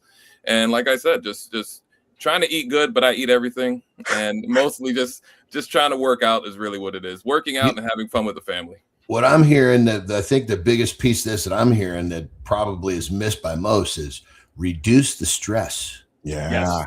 Yes. Stress ages us so fucking fast. Let me tell you something, John. When you get stressed, your whole body gets messed up. Your Yeah, stomach, it's your cortisol, heart, baby. Yeah, you get into a stressful environment, and before that, you ain't eating, you ain't sleeping. All you're thinking about that stressful event, and before you know it, is that downward spiral. And you got to limit that, or at least be able to compartmentalize it. You know what I mean? Yeah, check. I like it. You just said checking it out. You separate the two. Check out. Exactly. You know what I mean? Like I've been in a lot of major events, and stress happens, but as soon as I leave that control room or that door, you got to be able to disconnect and be like, all right, I put my best foot forward. I built the team that can handle this. Yeah, that's really what it's about, building teams, so that way you have faith, confidence, and trust in that team that you built. Brother, I love that. That's because that's something that I've been just in the last 5 years, 7 years of my business ventures. I've been really leaning on that as well. And I repeat that to myself all the time. The team will handle it. The team will handle it. I don't need to because I get in the middle of it and I slow these people down in many cases. Well, and that's the thing about it. Like the whole point is to train and build that team. So you got to be very hands-on when you're first, are bringing in new individuals. And then you got to have trust that, one, you're training them properly. Two, you hired them for a reason. And I think that's a lot of things people forget about. Like, I'm hiring you for a reason. I think you have that skill set. And in hiring you, my responsibility now is to get you the material necessary to succeed. It's not just hiring you and then leaving you alone. No, I'm going to hire you. I'm going to show you what needs to be done. And then I got to walk away. That's it. Get you the resources and have some fucking trust. Exactly. That's the two most important things. And Ramon, it comes down to, and again, you said something that I think so many of us leaders forget. That person who's failing is not failing because of them. It's because of you. You hired the wrong person. Hire an adult, not a child. If you hire an adult and empower the adult to live and fly, then you're going to be fine. You hire a child, you're going to get child results. That is very true. And one thing I would say on top of that is, as you hire someone, there is that courtship period. You know, I had to learn you. You have to learn me. Right? Yes. And then on top of that, I need to provide you with the tools and resources, right? I understand that there are times where you can say you hired the wrong person, but is it that you hired the wrong person or you had the wrong expectations for that? Oh, good question. Yes. Yeah, that's good. You know what I do, brothers? It's I'm sure you have some variation of this. You want to bring someone on new. I've got a system in place of what I need them to do. And I say, look, your job security depends on you following the system. If something doesn't work and you follow the system, it's the system's fault. You didn't follow the system, it's your fault. Correct. So as long as you follow the system, you just come to me with a broken system, we fix the system. Everything moves forward. But you come to me because you didn't follow the system, you're only going to get a couple of those and you're going to get replaced. No, I agree with that 100%. And it's one of those things, as I'm bringing somebody in, I need to know the system 100%. Frontwards, backwards, you know, from rooter to the tutor, you know what I'm saying? So that way, when I'm training somebody, when they have questions, I can give that answers. And to me, that's really the best investment is when just the training period. It's really what's the best investment, because that's where you're really going to get all the information on where this person has the aptitude or not.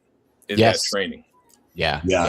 I'm just actually hitting the point it's a little almost freaks me out a little bit, where one of my team leaders actually, when he starts talking about the system, he's developed it so much and through our meetings that he knows it better than I do now. And I'm like, fuck, I almost have to be careful what I say, because Jesus Christ, if I say the wrong things, I'm just getting in his way. When in actuality, it was a little scary at first. I thought, dude, no, this is what you fucking want, for Christ's sake. All you really want is a report of success. You don't want to be these fucking team leader meetings are you know, you got here. This is what you've been looking for. Fucking let this go. You know? Johnny, I had that revolution when I was leading at ICUC. I remember going to one offsite event and I was sitting in the room with my leaders and I had that kind of epiphany where I was the problem. Yeah, these fuckers know more than I do. I need to get out of here. So, Johnny, I did. I went to the back of the room to my team. I said, I think it's best I leave. You guys know what you're doing. I left. I went back to my room and I was like, and it was a fucking coming to Jesus moment for me as a leader. Cause I'm like, oh, John, to your point, I was like, this is what I aspired for, but okay. So this is how it feels. I'm now into a different role in my job here. And it was interesting, Ramon. But how did you feel when that happened? And that's really what's the telling part, because when you get to that point, you've elevated as a leader. Now you can start taking on bigger things. Well, I was going to say, because bro, that's so it. Every time that happens to me, I just go start another company. Yes. But that's so I true story. I went back to my hotel room and I sat there and I was like, oh, what the fuck? I brought everybody here and I'm actually not needed. Like I had kind of a moment, Ramon, where, okay, I guess I'm now at that next level. So my brain, John, started thinking about, so what does chairman mean? Like, what does like not president, not CEO mean? Because there's clearly enough people to do that. And it was like, so what the fuck am I going to do? That was kind of the question I had in my head. And I guess that's why shortly after that, I'm assuming, is when you went into work and they said, hey, Keith, we don't need you. Get out of here. It wasn't too long after that, actually. It wasn't too long after that, to be frank, Johnny. And I'm like, okay, so that's that. But thank you, Cheryl. That is the sign of an exceptional leader. Right? Listen, it happened. Reed Hastings. Let's go to the current events. Reed Hastings announced yesterday he's stepping into Netflix. He's like, I'm a chairman. I've done my job. And Ramon, as a leader, that's pretty awesome, right? When you're like, I've done my job.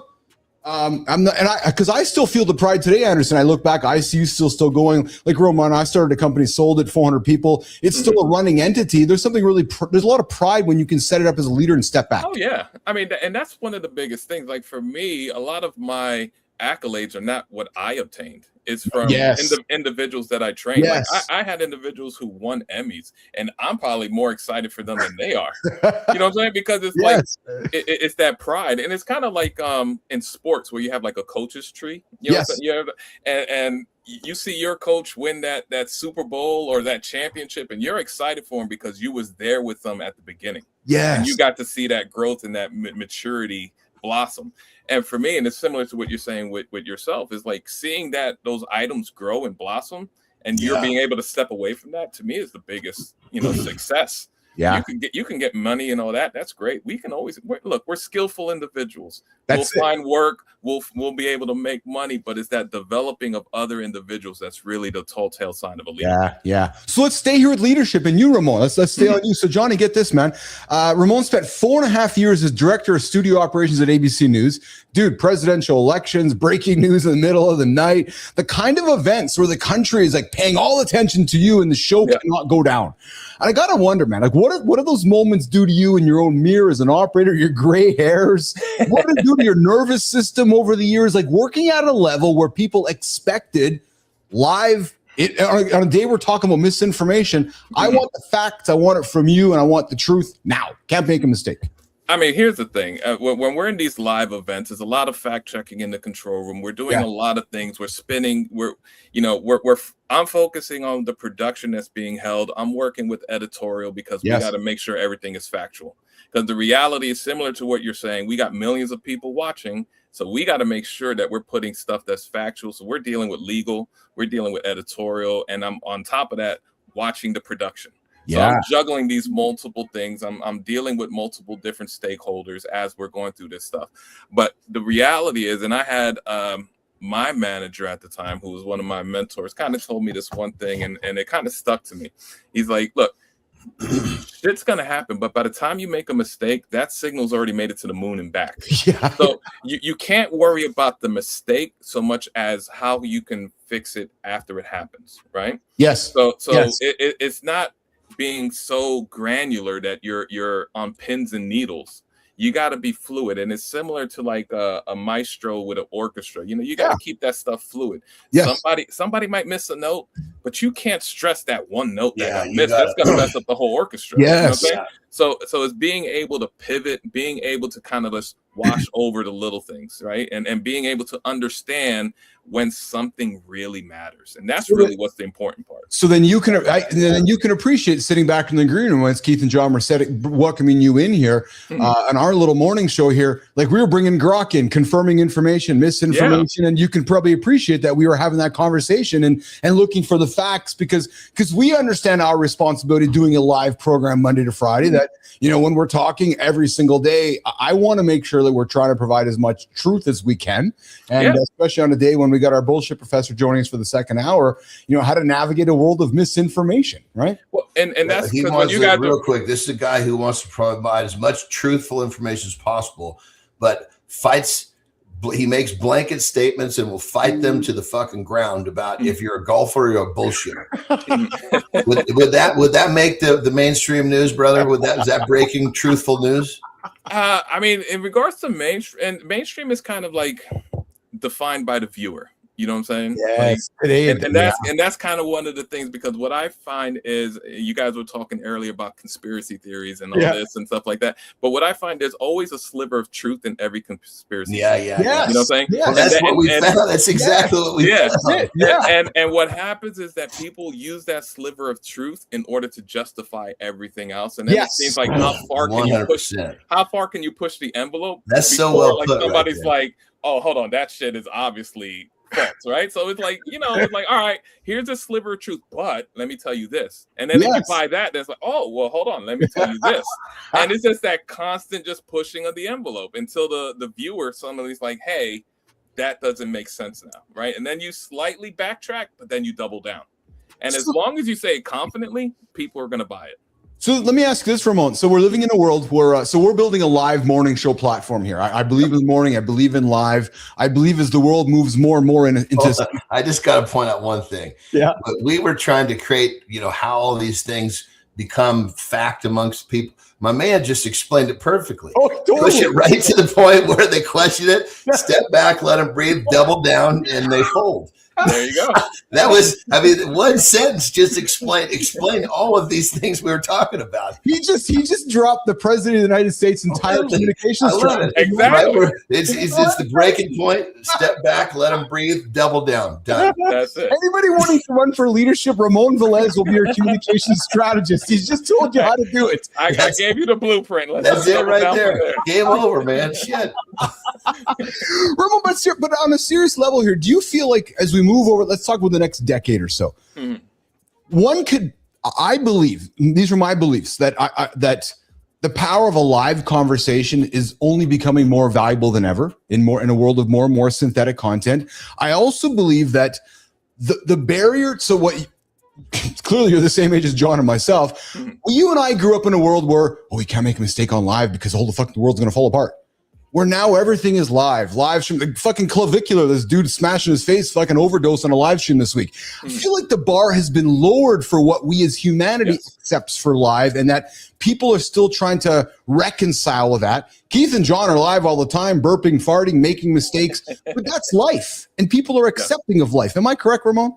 Yeah, I think now especially live has become oversaturated, and the criteria of what has drastically lowered. And it's mostly due for a lot of content creators. It's mostly due for the, YouTube. Everybody can get whatever they want online. And it doesn't really matter what if I can look up whatever random thing in the world and I could find something about it, and I could find anything, and the problem with that is the fact checking has drastically dropped because people are not really concerned about facts. Because what happens is people are convoluting emotion with facts. I feel this way, so therefore it must be true. I think this is bad, so therefore it has to be bad, right? And it's not a societal now thing. It's now how I feel. And how I feel overrides what society feels. And I think that's what has happened with social media and just this onslaught of just being able to find whatever you want to justify my opinion.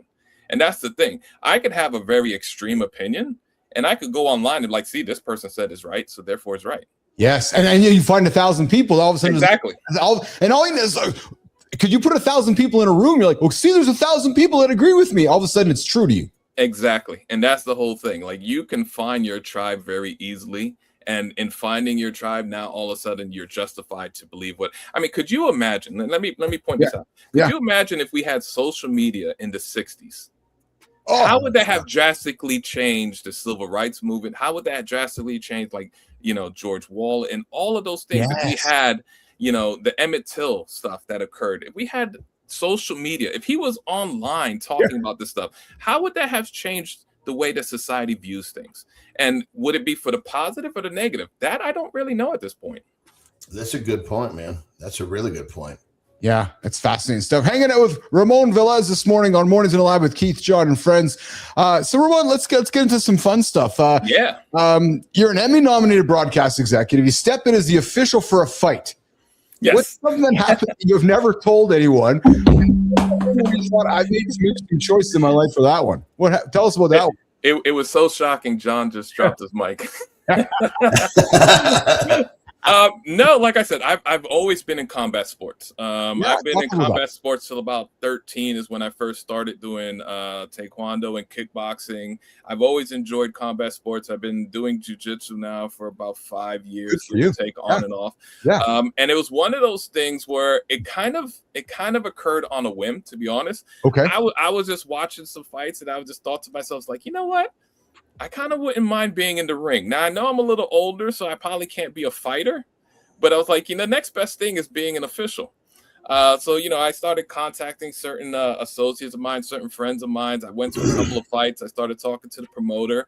And this guy, which is great guy, Tom Kilkenny, who does a lot of fights over in Queens. Yeah. He and I started talking. He's like, come on down. So I did, the whole training process and all this other stuff. And I was able to do a couple of Muay Thai fights, working as an official and working as not a judge, working as a backstage official, checking the hand wraps, making sure that nobody's cheating. It was a great experience. I enjoyed it. I still try to do it from time to time, but it's definitely not for the money. It's more so just for the experience and being there and actually being around fighters and being around. Yeah, it's got to be pretty exhilarating just to be in that environment. Oh, it is awesome, John. Let me tell you something. I mean, watching a fight on TV is one thing, but being there live and being close. Oh, I mean, like to hear the power and just to see these people moving as elegantly as they can. I mean, it's phenomenal. And like for myself, it was very inspiring. I mean, I started training a little harder, going into it. Like I said, I know I'm not going to be a professional fighter. I know I'm not really going to be in the ring, but just being around that environment. And also, you got to see with your own eyes, raise the bar with your own eyes, Exactly. And then the cool thing about it as well is being with them, like when they're in the green room preparing and training and listening to how their trainers are talking to them. I was able to take some of that information and kind of apply it to my professional life as well. Yeah. Just about preparation. I had an opportunity where I did a training session with Royce Gracie, who was the UFC 1 champion. I don't know if you he's the one that busted the top off of the jiu-jitsu to begin with. I was this 170-pound guy just kicking the asses of these monsters. Yes. So I was able to do a training session with him because I trained with Igor Gracie, which they're related.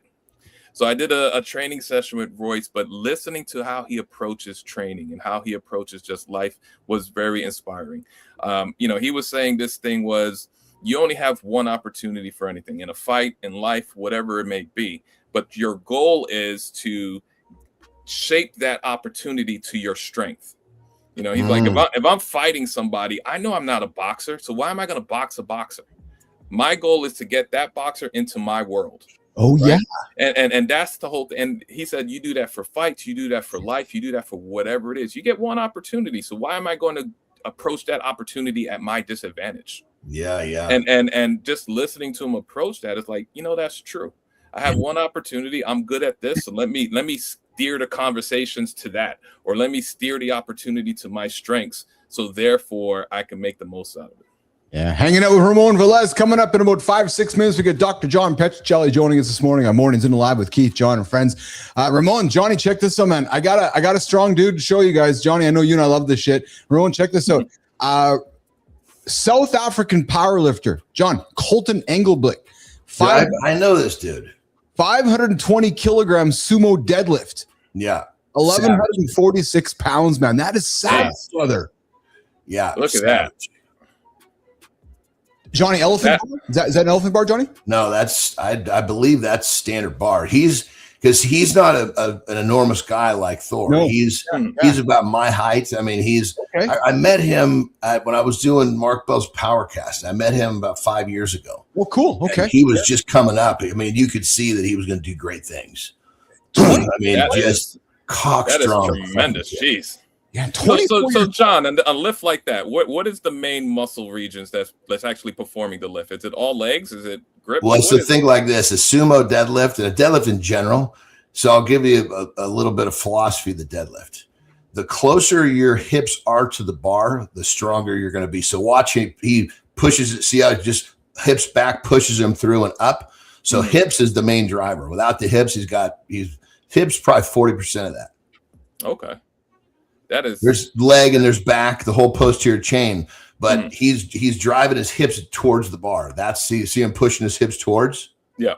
Oh yeah, the first. That's it right there. If he had started the lift with his hips out behind, nothing would have happened. But those two, like he had two movements there. Jimmy Renner, he had those two movements. Jimmy Renner again from the beginning. That's what you're talking about, right, John? Those two movements there. Watch. Yeah, that's called taking the slack out. See, watch. The bar bends and then he takes the slack out. Hips go in. See, the last one is his hips go in. You can see the bar start to bend before he even pulls.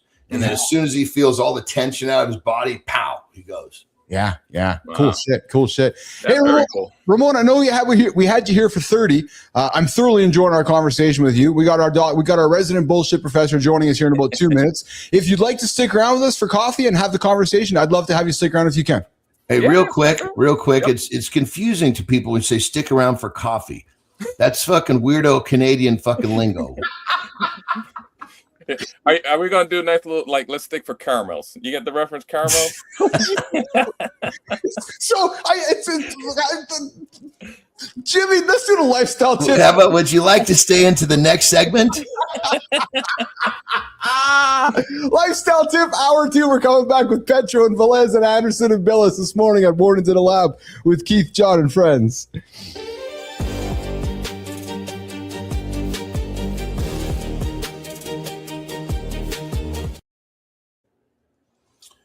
Thank God it's Friday. How many of you sorry motherfuckers say that every Friday? Jesus Christ. Aren't you tired of this shit? God damn it. Think about this. You've been saying this shit Friday after Friday. Why? Because you don't have to do the dumb shit you've been doing all fucking week. You can't wait till tomorrow. Why? Because you don't have to do what you do Monday through Friday. When are you going to take this thank God it's Friday and fucking spin it around and realize that now you're going to have Saturday and Sunday to go waste the fucking time that you could be using to change the pattern in your life? Fuck, I thought it was Friday yesterday. And then I realized Petro wasn't on the show. I'm like, fuck, I guess Friday's tomorrow. Every day should be a fucking joy. Every day should be something you look forward to. You've allowed life to pick you. You did not pick your life. If you chose your life, you'd be doing something that you like to do every day. But you sat on your hands. Life picked you. Life chose what you have to do. And now you're living in this fucking world of thank God it's Friday. So if you're one of these poor bastards, and you've already said it today, think it through. How many more times are you going to say this dumb shit before you finally fucking make a change? Because I understand change is scary, but it comes down to this. One day, the pain of your reality is going to be greater than the pain of change, and you'll say, fuck it. I'm not doing this shit anymore. So the tip is this. Make the goddamn choice. You already fucked up and didn't make the choice to begin with. Life made it for you. Time for you to choose what you do with your life. Rock and roll.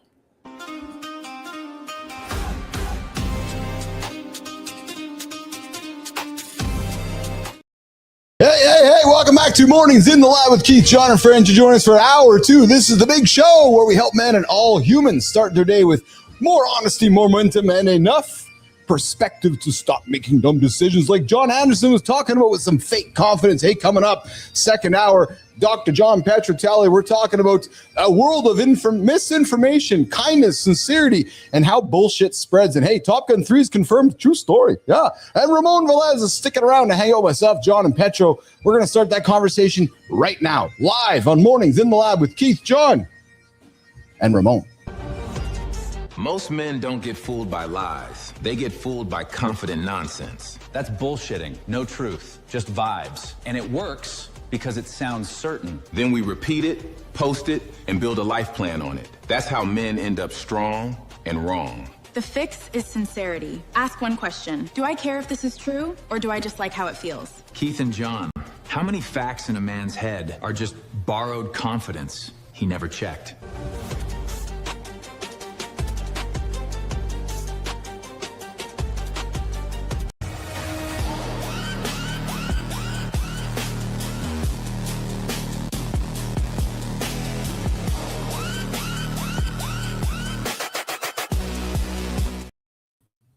Yes. Oh, hey guys. There he is, Dr. John Petrocelli. What's up? Meet Mr. Ramon Velez, gentlemen. Ramon. John, how you Good. doing, John? Good to see you. Good to see you. Yeah. Nice set of wheels this morning, Petro.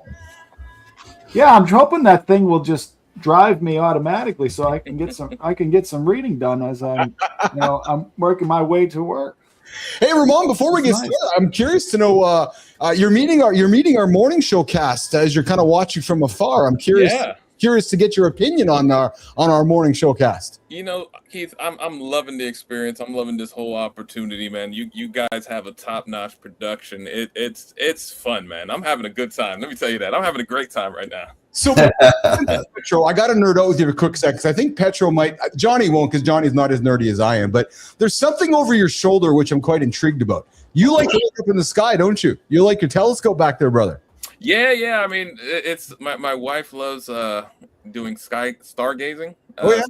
So we go on occasion. We've gone to like Zion National Park. We've gone to Bryce National Park. We don't do the stargazing, so we bring that with us so that we go check that out. That's one of the ways that we kind of disconnect from the chaos. Is just going out to national parks, go hiking, and kind of just being with nature, which I tell you is a great way to just kind of tranquil and reset yourself. You know what I'm saying? Yeah, I do. There's that disconnect you're talking about. Exactly. There we go. That's it. I like to get into fights and go into combat. She likes to go hiking. We kind of split the difference. Well, and Petro's wife takes him to the symphony, which he enjoys as well. So there you go. So Petro, let's get into it. I want to talk about the science of sincerity and how to navigate a world of misinformation. And the great news is, I know you've been paying attention. We've had Ramon on. He's in the broadcasting industry, so the timing is great. And I want to start here. When somebody is nice and kind and we drop a sliver of truth, that truth or conspiracy truth, Petro, can grow into a misinformational truth or lie forever. Talk about how the science of sincerity can just bullshit the hell out of all of us, Petro. Yeah, well, it's like Ramon had said earlier. I thought really nicely summed it up. When you confront people and you ask questions and say, well, tell me more about that, or you actually investigate and you're actually listening to what they're actually saying and you identify the claim, often do take a few steps back and say, well, what I really mean is this, but then what will often happen is they'll find something that you say that is consistent with that claim, and they'll say, oh yeah, see there, that's what I was trying to say the whole time. So there's usually they'll look for something, and that's always a sort of a textbook sign of confirmation bias. They're already looking for something that fits the narrative or the claim or whatever it is that they're trying to say. So if you got the hammer, everything looks like a nail, and so that's the telltale sign. As soon as they jump onto something or something later, it might even be an hour later in the conversation that comes up and says, see, that's what I was saying earlier, that it fits what I was trying to tell you. They'll just latch onto anything for cognitive reasons, emotional reasons, and social identity and connection reasons as well. Yeah. Wrong.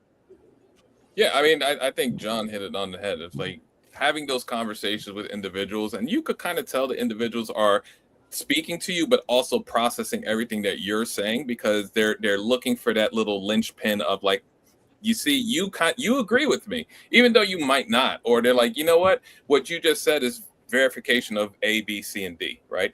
But they'll say it in a way where it takes me more time now to process what I was previously saying or how they navigate it. So it's one of these indirect confirmations. Oh, but you said this, so that has to be this, that, and the other, and it doesn't really give you time to do a rebuttal properly. Mm-hmm. And that's really how, as you were saying, these conspiracy theories, or just in general, how people who are trying to manipulate the conversation a little bit will try to do it. They want to minimize your rebuttal, but have you co-sign on what they're saying at the same time. Yeah, Nino Fincher jumps in and says, intent preceding content, as my friend used to call it. That's interesting, right? Because Petro just said it. Oh, yeah, it was my intention to say that, but I couldn't really figure it out by the time, but you said it for me, is what you're saying, right? Essentially. Yeah. So then, Petro, Anderson and I were talking at the beginning of the show, and you heard us talking. How do we look for real truth in today's day and age? Is that the way to go about it? Just go into these bots and just looking for what we believe is truth? Mm-hmm.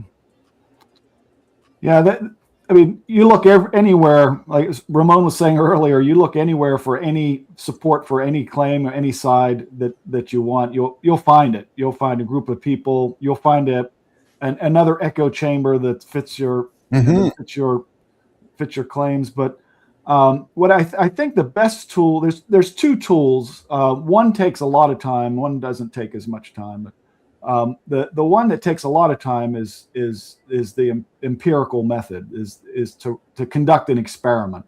You know, if you really want to know what matters, what doesn't, what works, what doesn't, what's true, what's not, what's correct, what isn't, is you've got to experiment. You have to have the time to have at least two conditions, randomly assign people, groups, units, teams, stores, or whatever to two groups that you randomly assign, and then you've got to measure something, whatever it is that you are trying to predict, understand, control, and that takes quite a bit of time. The other thing you can do, I think, though, that what I look for before I decide to invest in an experiment is to take a look at what other experts that might be competent to speak about the issue have to say, because usually these experts are at each other's throats, and so they're not a big happy team that are colluding and agreeing with each other. They usually have independent lines of inquiry, and they're coming to the same conclusion. And if you can find evidence of that, where you've got multiple people, multiple lines of inquiry sort of coming to the same general conclusion, that's a pretty good sign for whether or not to believe in something, to believe that something is true. Well, and Anderson, that's what you did. You were told for many years, here's how much protein you should eat, or here's how much creatine you should take. And you're like, I think all that is bullshit. I'm going to go test it myself. That's exactly what you did. It wasn't Anderson. You became the human experiment. Well, I think 100%. I think I was actually lucky enough to be, there wasn't much influence in that time. Oh, so yes. It wasn't like you could pick up your fucking phone and look something up. There wasn't even magazines and shit that told you about this stuff. So you were just truly fucking shooting in the dark. And it wasn't just because I stumbled across. It was just by, the fact that my mom didn't have all the food I was looking for, that I ate this other food, tons of tuna one day. And I was like, holy shit, I feel different. And I was like, that's fucking weird. So that's how, but I mean, I had the ability to go try to gather information, now I would have been subject to all the idiots out there that love to fucking post shit that have no fucking clue. So I was kind of lucky, the fact that I just stumbled across my discoveries through true testing with very little influence. Well, and what's interesting, boys, and we're all a similar age here. And Petro, so Anderson's going to give me grief on this one. My blanket stay one, Anderson. But Petro, I would almost want to say that our mothers might have been the greatest source of our bullshitters of our life, because our moms are like, go outside, you're going to catch cold, or do this. And it's these little mom's tales or wives' tales that we would learn as children that Keith and John and Petro and Ramon grow up with over time. Like, we can almost think that you know what I'm saying? Like, Petro, I'm having some fun with this, but moms might be the biggest source of bullshit as ever. I mean, they're just passing down information. Yes, that's what I mean. They're basically just pass-throughs. Yeah. They give you your generational truth that you start working off of. Yeah. Like, well, my mom told me this, and my grandmother told her that, so therefore it must be true. Yeah. Yeah. Well, the quintessential bullshit from mom, though, has got to be, if you keep jerking off, you're going to go down. I mean, where is there any evidence? Does anyone have any evidence that that's true? I mean, it's just... I was never told that. Well, my mom said that and then said eat your carrots. I was like, Mom, you're confusing me. What am I not supposed to do? Am I not supposed to practice? You're supposed to do both, Keith. That's why she knew you was going at it. She's like, you need these carrots, man, because multitasking. Oh, I love it. I love it. I love it. Hanging out with Petro, Ramon, and John this morning on Mornings in Live with Keith, John, and friends. Rico says to you, Petro could just look into one of his 10 million books that he reads half to validate the truth. Yes, that's exactly it. That's exactly it. Petro, Ramon, it's only going to get harder before it gets easier. What do you guys, when you guys look at the next, Ramon, looking at you, live broadcast, when you look at the next 5-10 years of broadcasting and truth telling and so forth, what makes you nervous? To be honest with you, what's really kind of concerning to me is just the divide and tribalism that is occurring in society right now. And I know it's always been there, but now it just seems to be more dramatic and more drastic. All-time high, man. Where it's people get offended even if you just don't disagree with them. And the fact that you disagree automatically makes you the villain. Or didn't say nothing because exactly. You didn't say nothing. You must not agree with me. You didn't say nothing. Exactly. Well, what's your opinion on this? And like, I don't really have an opinion. Oh, well, then you obviously are not aware of the subject. And it's like, no, being aware does not constitute automatically having an opinion. Sometimes people just want to digest all of the material. And just to make a quick opinion on something just for that matter of fact is to me where the problem is. And all of us, especially educated, like to really do research. And that's really the problem. People don't want to do research. They just want to be told what to think. Yes. And if you have somebody that's willing to be like, oh, I'll tell you what to think, and people are going to co-sign that automatically, that's where the problem is. People are now getting, to me, a little bit lazy on just accepting facts as facts. Yeah. Oh my God, so funny. David Kirkland, welcome to the show this morning. David, thanks for hanging out with us. So Ramon, I'm up here in Canada. It's the same way up here, but when I observe North America these days, especially with my friends, my family in the States, it's like you guys are two countries now. Yeah. It's like there's actually two countries living in one space. Yeah. Yeah. And whether it's the politics, whether it's the price increase, there's a disconnect, and nobody really wants to address what the disconnect is or what caused the disconnect. I have my own theories on it, but it's one of those things where as a society, no one's really talking. They're just yelling at each other. Well, so I got my theory on that, brother, is I refuse to participate. Yes. Well, I have my theory, Petro, Ramon, Johnny. This is going to be good. What is this shit? As you can see, like Petro, you watch his mannerisms when he's getting ready to say something fucking goofy. He kind of wiggles a little bit. This is my theory. What's funny, Johnny? Reedner launched his show on Wednesday, and he's like, "So how do you throw like stuff to John? Like, how does he know when like you guys are going back and forth? Because you guys have never met, you never spent time together." I'm like, Paul, trust me, when you spend enough time with somebody, you kind of see the cues when something's coming up. Because I know that I might think that, guys, 5.5 inches is this much. That might be normal, but experts are shutting down these penis-sized myths. 5.5 inches. Sterling Preston, let's set it up. Did you know? Did you know the average erect penis is about 5.5 inches? Half the internet's been lying with confidence. That's the part guys need to hear. Average is average. Porn just turned perspective into bullshit. And size is not the damn scoreboard for pleasure. Plenty of women do not orgasm from penetration alone. That's why sex experts keep saying the same thing. Skill, attention, and clitoral stimulation matter way more than ego. So if a guy built his whole manhood around inches, that foundation was shaky as hell from the start. The truth is simple. Normal is normal, and good sex takes more than a dick and delusion. That's our today's Did You Know? Back to Keith and John.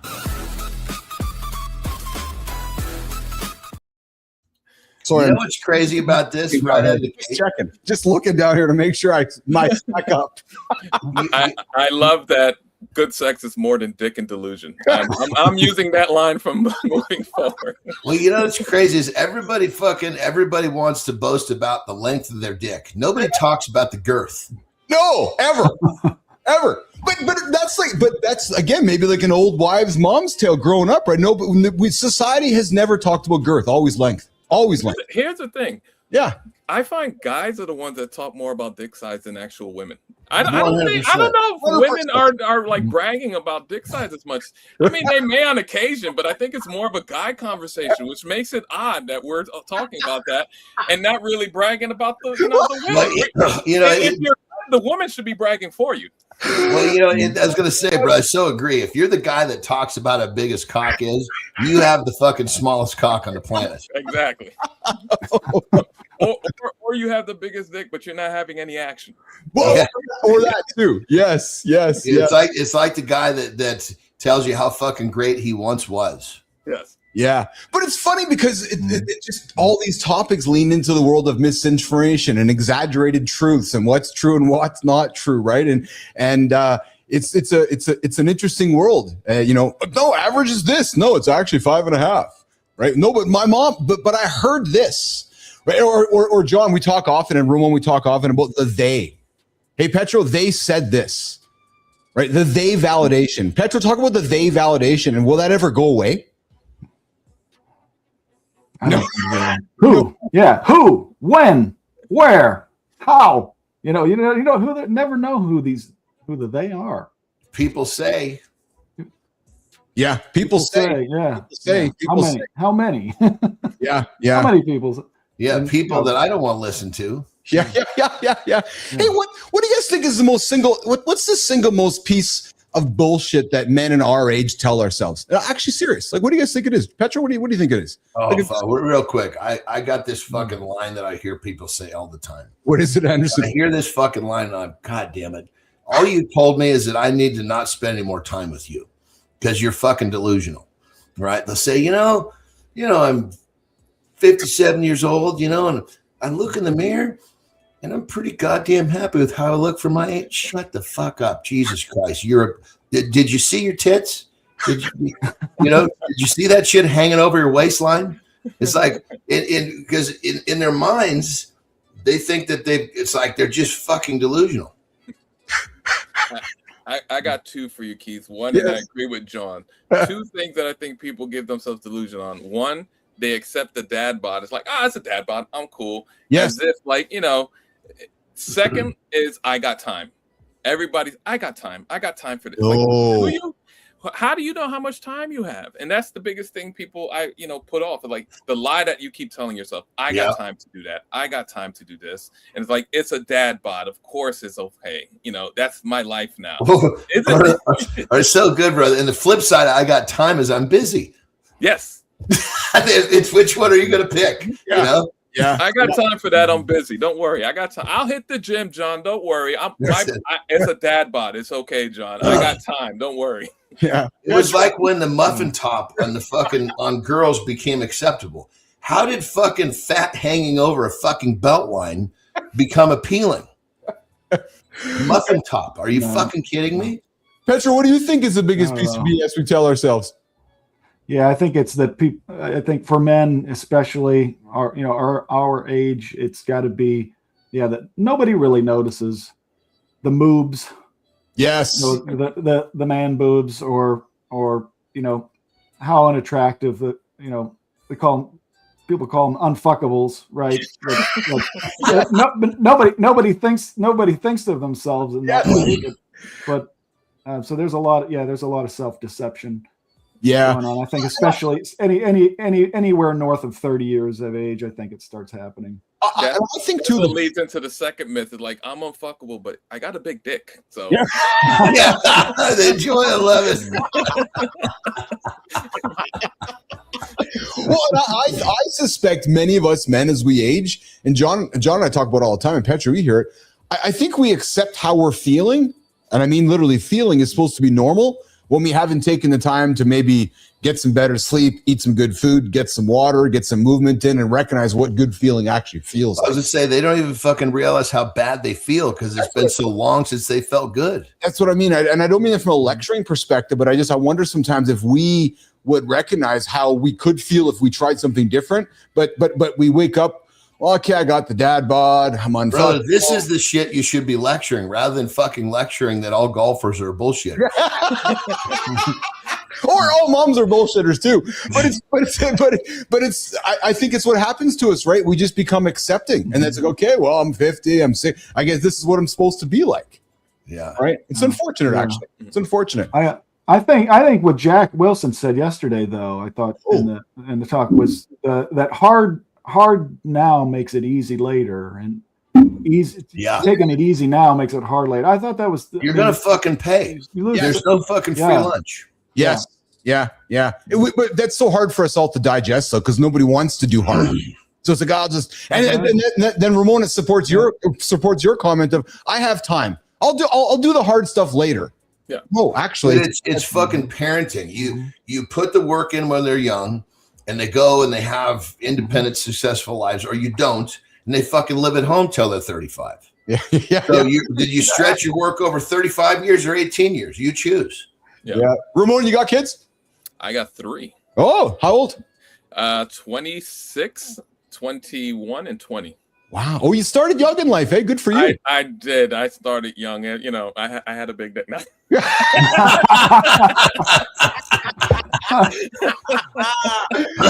Awesome. That's the first guest to make that admission, John. That's the first one we have that said I got a big dick. Good. Quote of the week right there. Yeah, quote of the year, I think, actually. Yeah. If 5.5, I can confirm. We measured. Oh, you're talking girth, Ramon. You're talking girth. Yeah, he's wrapping a tape measure around that thing. That's what he's talking about. Oh, it's as wide as it is long, man. Oh, that's awesome. Ramon, Keith, John, and John this morning to the lab. We're wrapping up with the gang here. Jimmy, we got something vintage to throw in the suit. We're all the same age in here. So, Ramon, is this your house growing up? That is very close to it. And you know what's funny? Kids these days will have no clue what any of that is. No, I know. I saw a picture of they showed a picture of somebody's house and said everything the iPhone replaced. Like, you look at that picture, that's actually everything the iPhone replaces in our pocket. It's in your fucking hand now. Yes. That's crazy, dude. That is crazy. Petra looked like your house growing up. Seth, certainly. Definitely. I think I liked it better that way, actually, though. Me too, eh? Yeah. It forced you to actually socialize, which is ironic, isn't it? Yeah. When you put it that way, I have a suspicion, though, that I think that as we move into an era of different styles of computing, like spatial computing, I'm hopeful, Ramon, that it's going to put us back into these situations where we're going to put the physical devices down and be more in the moment again. Where our glasses are going to help us be more connected. We're going to bring more analog spatial technology to a space. I feel like we're moving maybe back a little bit to some kind of analog digital world that I'm hoping is going to bring us back together again. Ramon, your thoughts on that as a broadcaster? I hope we are. It's one of those things where, we say it a lot. Social media has removed the society from everything. Yes. You just, I can talk to this person and not really talk to them. I feel that the art of communication is slowly dwindling. Yes. So I hope we get there, because I miss it, to be honest with you. Yeah. It's the cell phone, or the handheld device, I should say, is more than just a phone. It's going to be like fucking heroin, meaning there's going to be the people that are fucking walking around doing heroin, and the people that actually use these things for the good. It's going to separate walks of life drastically. Well, that's what AI is doing with this now too, right? It's accelerating all that. So because if you use is your phone using you, or are you using your phone? That's the question. Yeah. Hey, Ramon, what big events you got? What's the next big event in your world you're doing, brother? You're producing. So for myself, I'm producing a short that's I'm going to start filming in about 2 or 3 months. So I'm working on that. Yeah. Aside from that, I'm building some pilots and some scripts that I've been shopping around. So right now, a lot of what I'm doing is just kind of developing my own brand, developing my own stories, and seeing if I can take that next step as a producer and kind of take my skill sets from broadcast into the next industry. Awesome. And guys, and Johnny, Petra Anderson, and this is from a man who has a YouTube channel that says coming soon. That's awesome, Ramon. That's you're eating your It's a double conundrum. I'm having some fun with you. Petra, what do you got going on this weekend, brother? Yeah, we got another tennis tournament this weekend. So but I think I'll be actually home, and I'll be working on my textbook. Nice. Well, Petra, you'll be curious about this one. Ramon, I got to nerd out for a quick minute with you before you go. Were you behind MLB when they launched all that technology? When back in the early days of the internet, and MLB was like, we're going to go first. We're going to launch the MLB network, and we're going to do all that cool shit, the 360 cams, those studios. I'm a nerd, so I was following all that stuff as it was happening. Were you part of that too? So I started there roughly about 2008. Okay. So that was roughly around that time where they were doing that. At that time, I believe they were BAM Tech.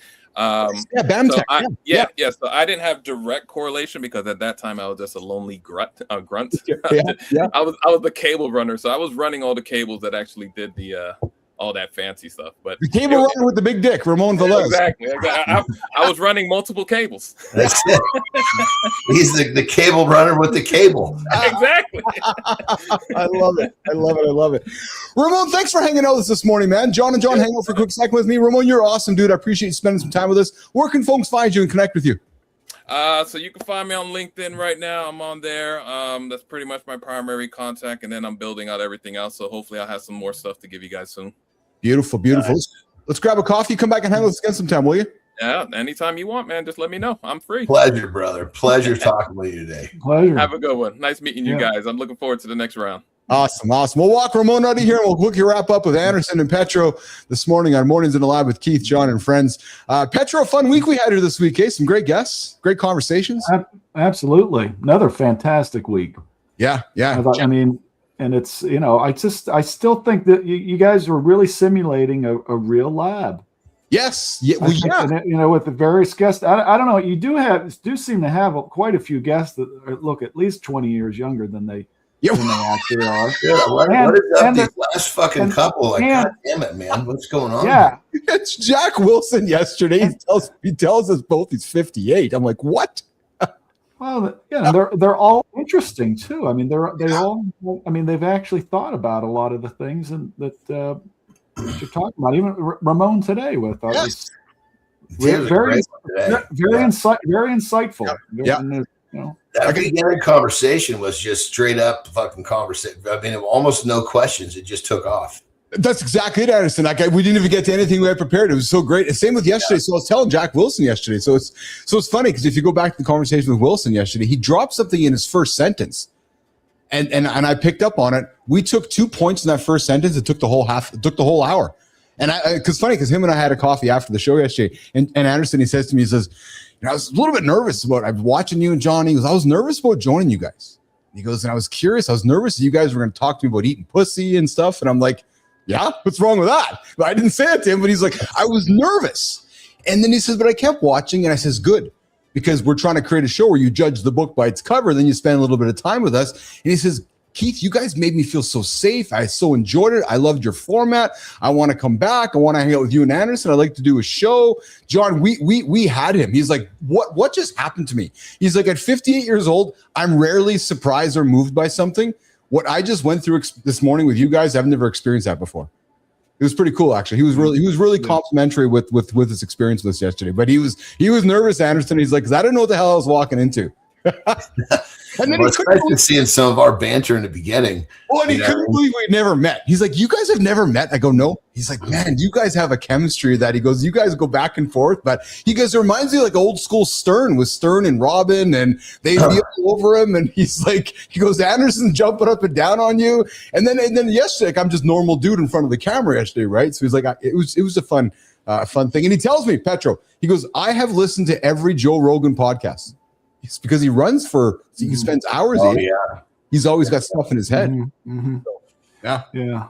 I think people on the show, our dynamic on the show is really become life its own. Because obviously we talk privately. Yes. Which is not a ton because we talk so much here. Yes. But it's a totally different, like if you were a bird if you were a fly on a wall, in our private conversation, such a different conversation. So funny. I was giggling. We had you, me, and Ben had a chat last week, and you and I get on the call. We're having a call. I hang up, and I'm like, that was kind of weird because I had a normal chat with you, and I'm like, who was that guy? That's not the guy I talked to in the morning. Yeah. I think men especially though are really hungry for this. Yeah, I agree. Yes, just like genuine conversation. Yes. As opposed to 90 minutes, 2 hours of genuine conversation, as opposed to all day. And I can tell you that with the F3 boot camp guys that I work out with in the morning, I've been doing it since 15 years now. And I've seen it evolve. It's actually, so we still have our 45-minute workout that starts at 5:30 in the morning. Yes. But then what has happened is all of the workouts have gravitated to coffee houses. Because there's like another hour or hour and a half of guys just hanging around talking bullshit sessions right after the workout. Yes. And that's actually that's probably more well attended than the workouts now, because you got guys coming from other locations to the same places, and they're really hungry for that, and they really look forward to that. So I think people are hungry for just genuine conversation. It's true. It's true. Well, and one thing Jack said too is he really enjoyed the format.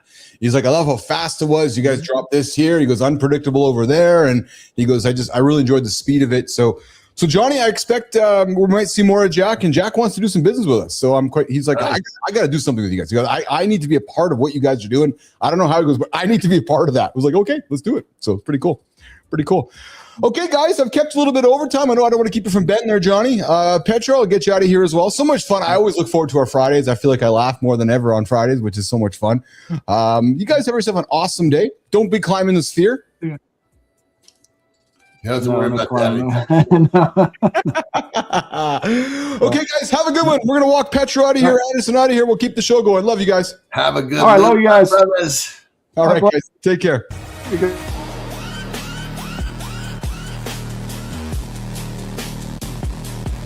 Hey, John. Hey, Professor. Before you go, a doctor says don't do this position because one wrong bouncing cowgirl can literally fracture it. Doc says the warning sign is a pop, not champagne. Instant pain, swelling, bruising. The whole situation turns purple like it lost a fight. The mood killer? Immediate erection loss. That's not a cool down, that's the credits rolling. Worst part is the sequel. Heal wrong and you can get Peyronie's. Curved erections, chronic issues. Your penis starts doing interpretive dance. So the doc's basically saying, stop treating sex like a UFC highlight reel. Respect the anatomy, or it'll fold like a lawn chair. Hey guys, what's your take on this one? Is it a BS or no BS?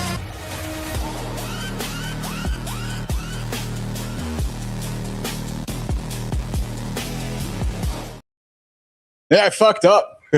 I fucked up. Petro and Anderson. Oh, John, before you go. Yeah, I totally forgot before you go. Shit. Okay, hey, they didn't see it though, so we can redo that one on Monday, because that was a good fucking scene, man. Yeah, that handsome dude there walking out with the glasses and the hat to his car. Ooh, baby. Yeah, love that one. Okay, well, listen, what a fun. I was too busy laughing, team. Just so fucking busy laughing. Hey, Charlie, CNN said Michael J. Fox passed away last week. Oh my God. That's crazy, dude. That's absolutely crazy. Nino Fincher, good to see you out there in the community. David Kirkland, we got Rico out there, and of course we got everybody's yelling, screaming at each other. The world fucking ending, screaming. Yes. No.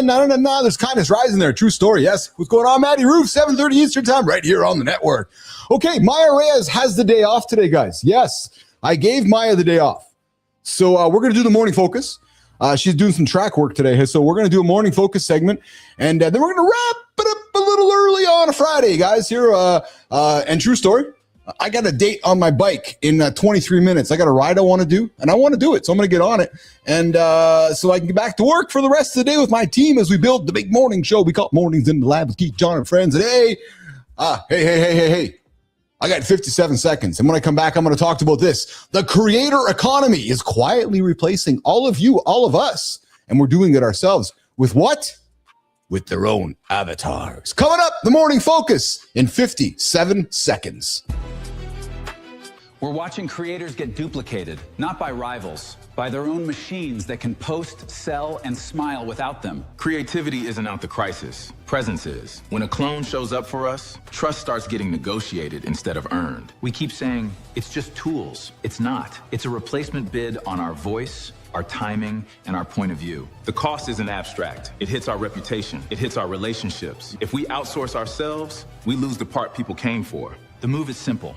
Systemize output, not identity. Automate tasks, not character. Keep the human edge where trust lives. So here's the real question. Do we want scale or do we want integrity at scale? There's a difference, and it decides what we become.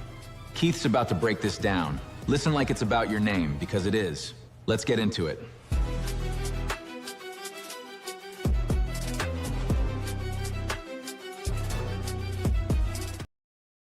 Petro comes back and says, yeah. I inserted that word, Petro. Moms and dads. Another big BS story told to children is there is a chemical compound in the pool that detects urine. Every kid learns that isn't true. Yeah, I learned it again last summer because, yeah, well, you pee in the pool, didn't turn blue. There you go. That's fuck. We all these little things, eh? These little things we learn that aren't true or are true or they're bullshit. Hey guys, the creator economy is quietly replacing all of us with their own avatars, and we're doing it. And I want to talk a little bit about it with you guys because there's something happening right now that I think most people are wildly, and I mean wildly, underestimating.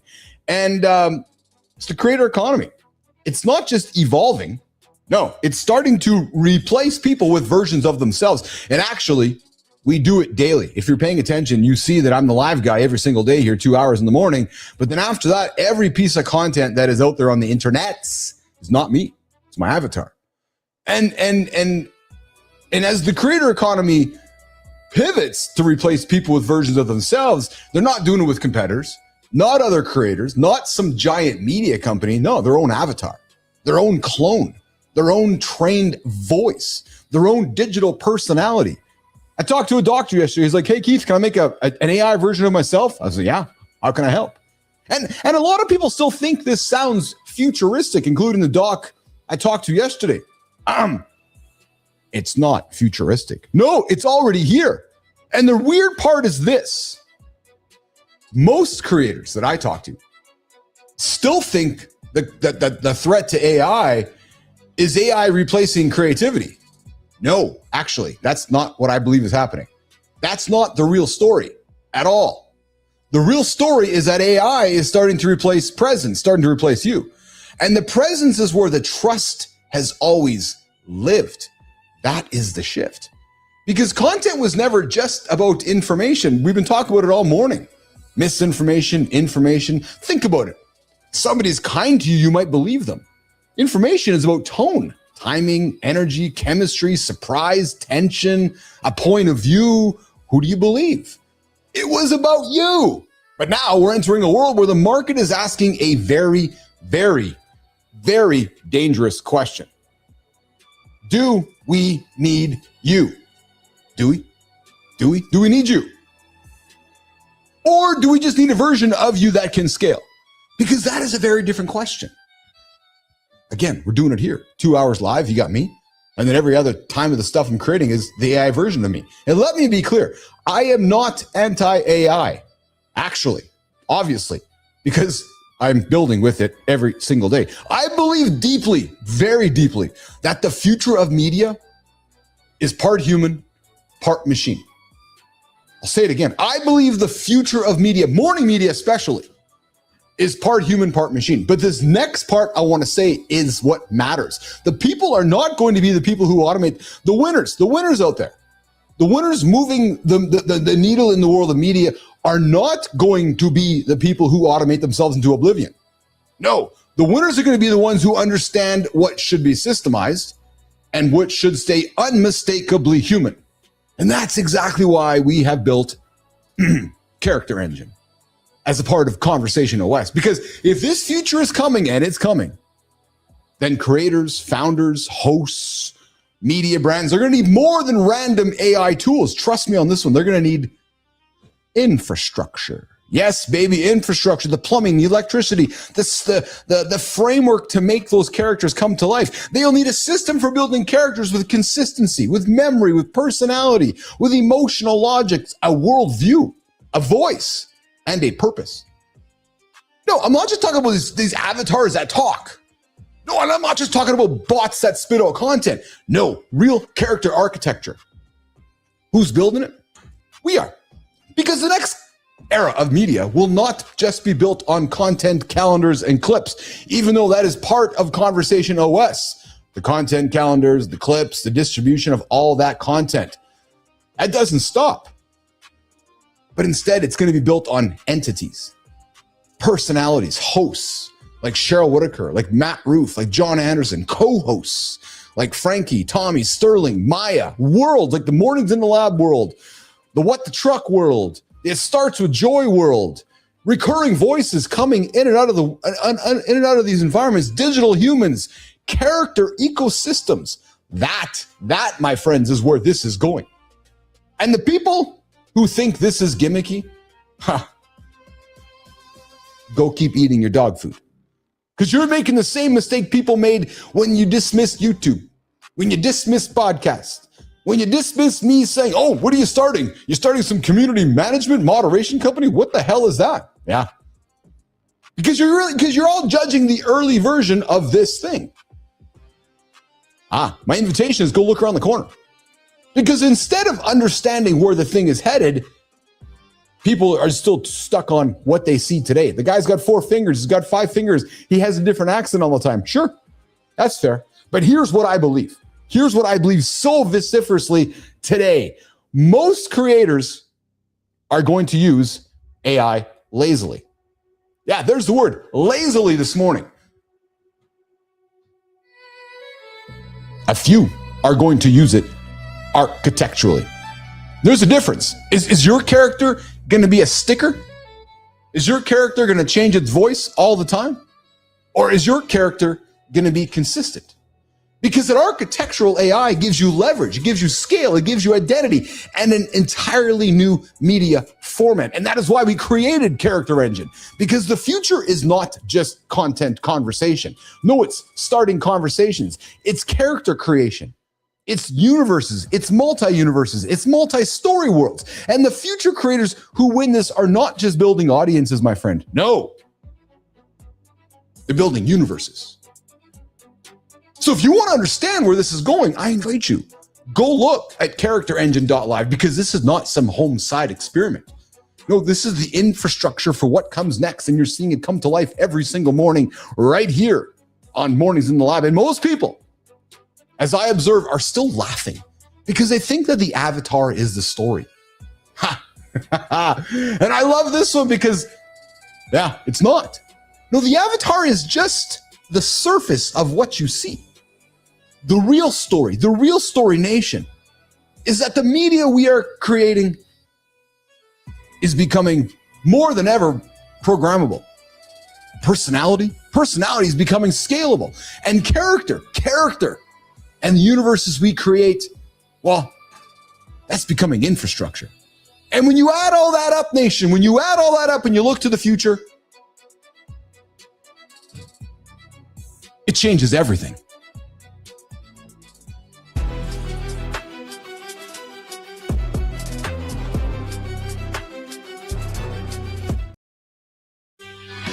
Whoa!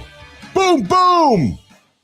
Wow. As Krasky would say, hey, Jimmy, guys, what a fun show. I am wrapping it up a little bit early today because I made an agreement with myself. I got a non-negotiable over there in 13 minutes. So for myself, for my mental health, for my body, for me, and I'm going to go do that.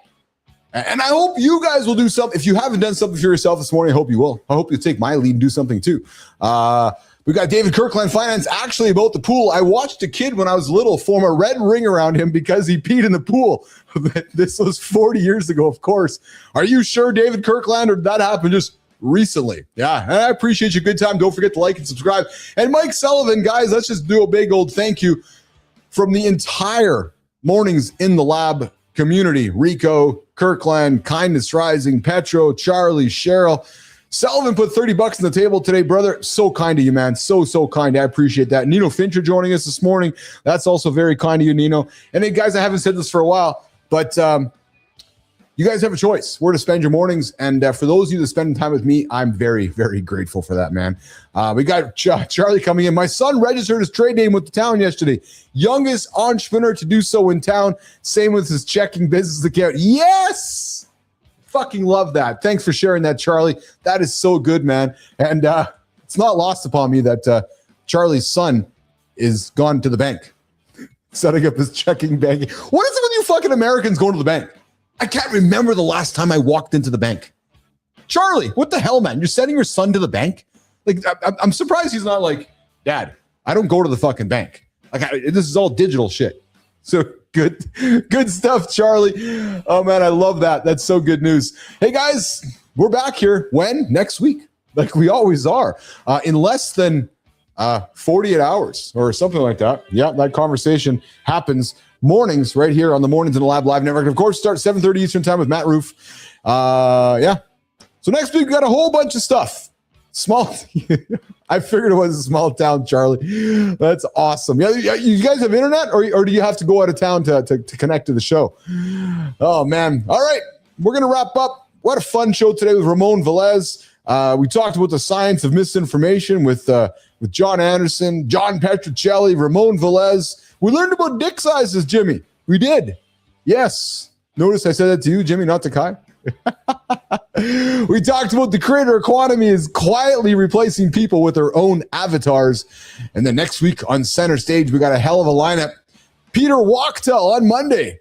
He designed Spider-Man's #1 toy. Hey, Jimmy, was that Peter climbing up fucking the Sphere in Vegas yesterday? Maybe, I don't know. A conversation about creative reinvention, building iconic things behind the scenes, and why walking away from the flashy path can sometimes be the honest one. We got that one coming up on Friday. Today looks like, on Friday, we got Howard Stephen Berg coming up as well. He read a 1,500-page bill on live TV in 50 minutes. Wow. And then he trained special forces to think faster. Interesting stuff coming up on the show next week on Mornings in the Lab with Keith, John, and friends. All right, guys, we'll see you in less than 48 hours. I got to get out of here. I'm going to go change and go get some, go take care of my dad bod. David, I appreciate you, man. 100% at the Pan Am. That's funny, man. Guys, enjoy your day. Enjoy. Hey, Kirkland, at the Pan Am, I guess in the Pan Am pool here in Winnipeg. I'm curious, man. That's awesome. Is that what you mean, David Kirkland?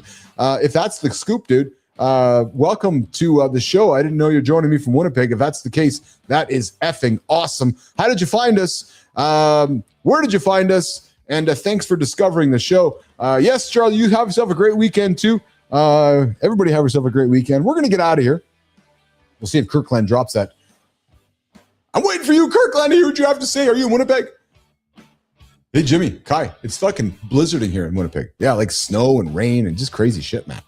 But, all right, guys, I'll see you guys in less than 48 hours. Have a fun weekend. And I know it's fucking hot there, Kai. I heard from Jimmy this morning, 30, 35 degrees. Yikes. Yeah, it's too hot there. We got a blizzard here, but everything's good. We'll see you guys in 48 hours on Mornings in the Lab with Keith, John, and friends. We'll see you guys. Have a good one.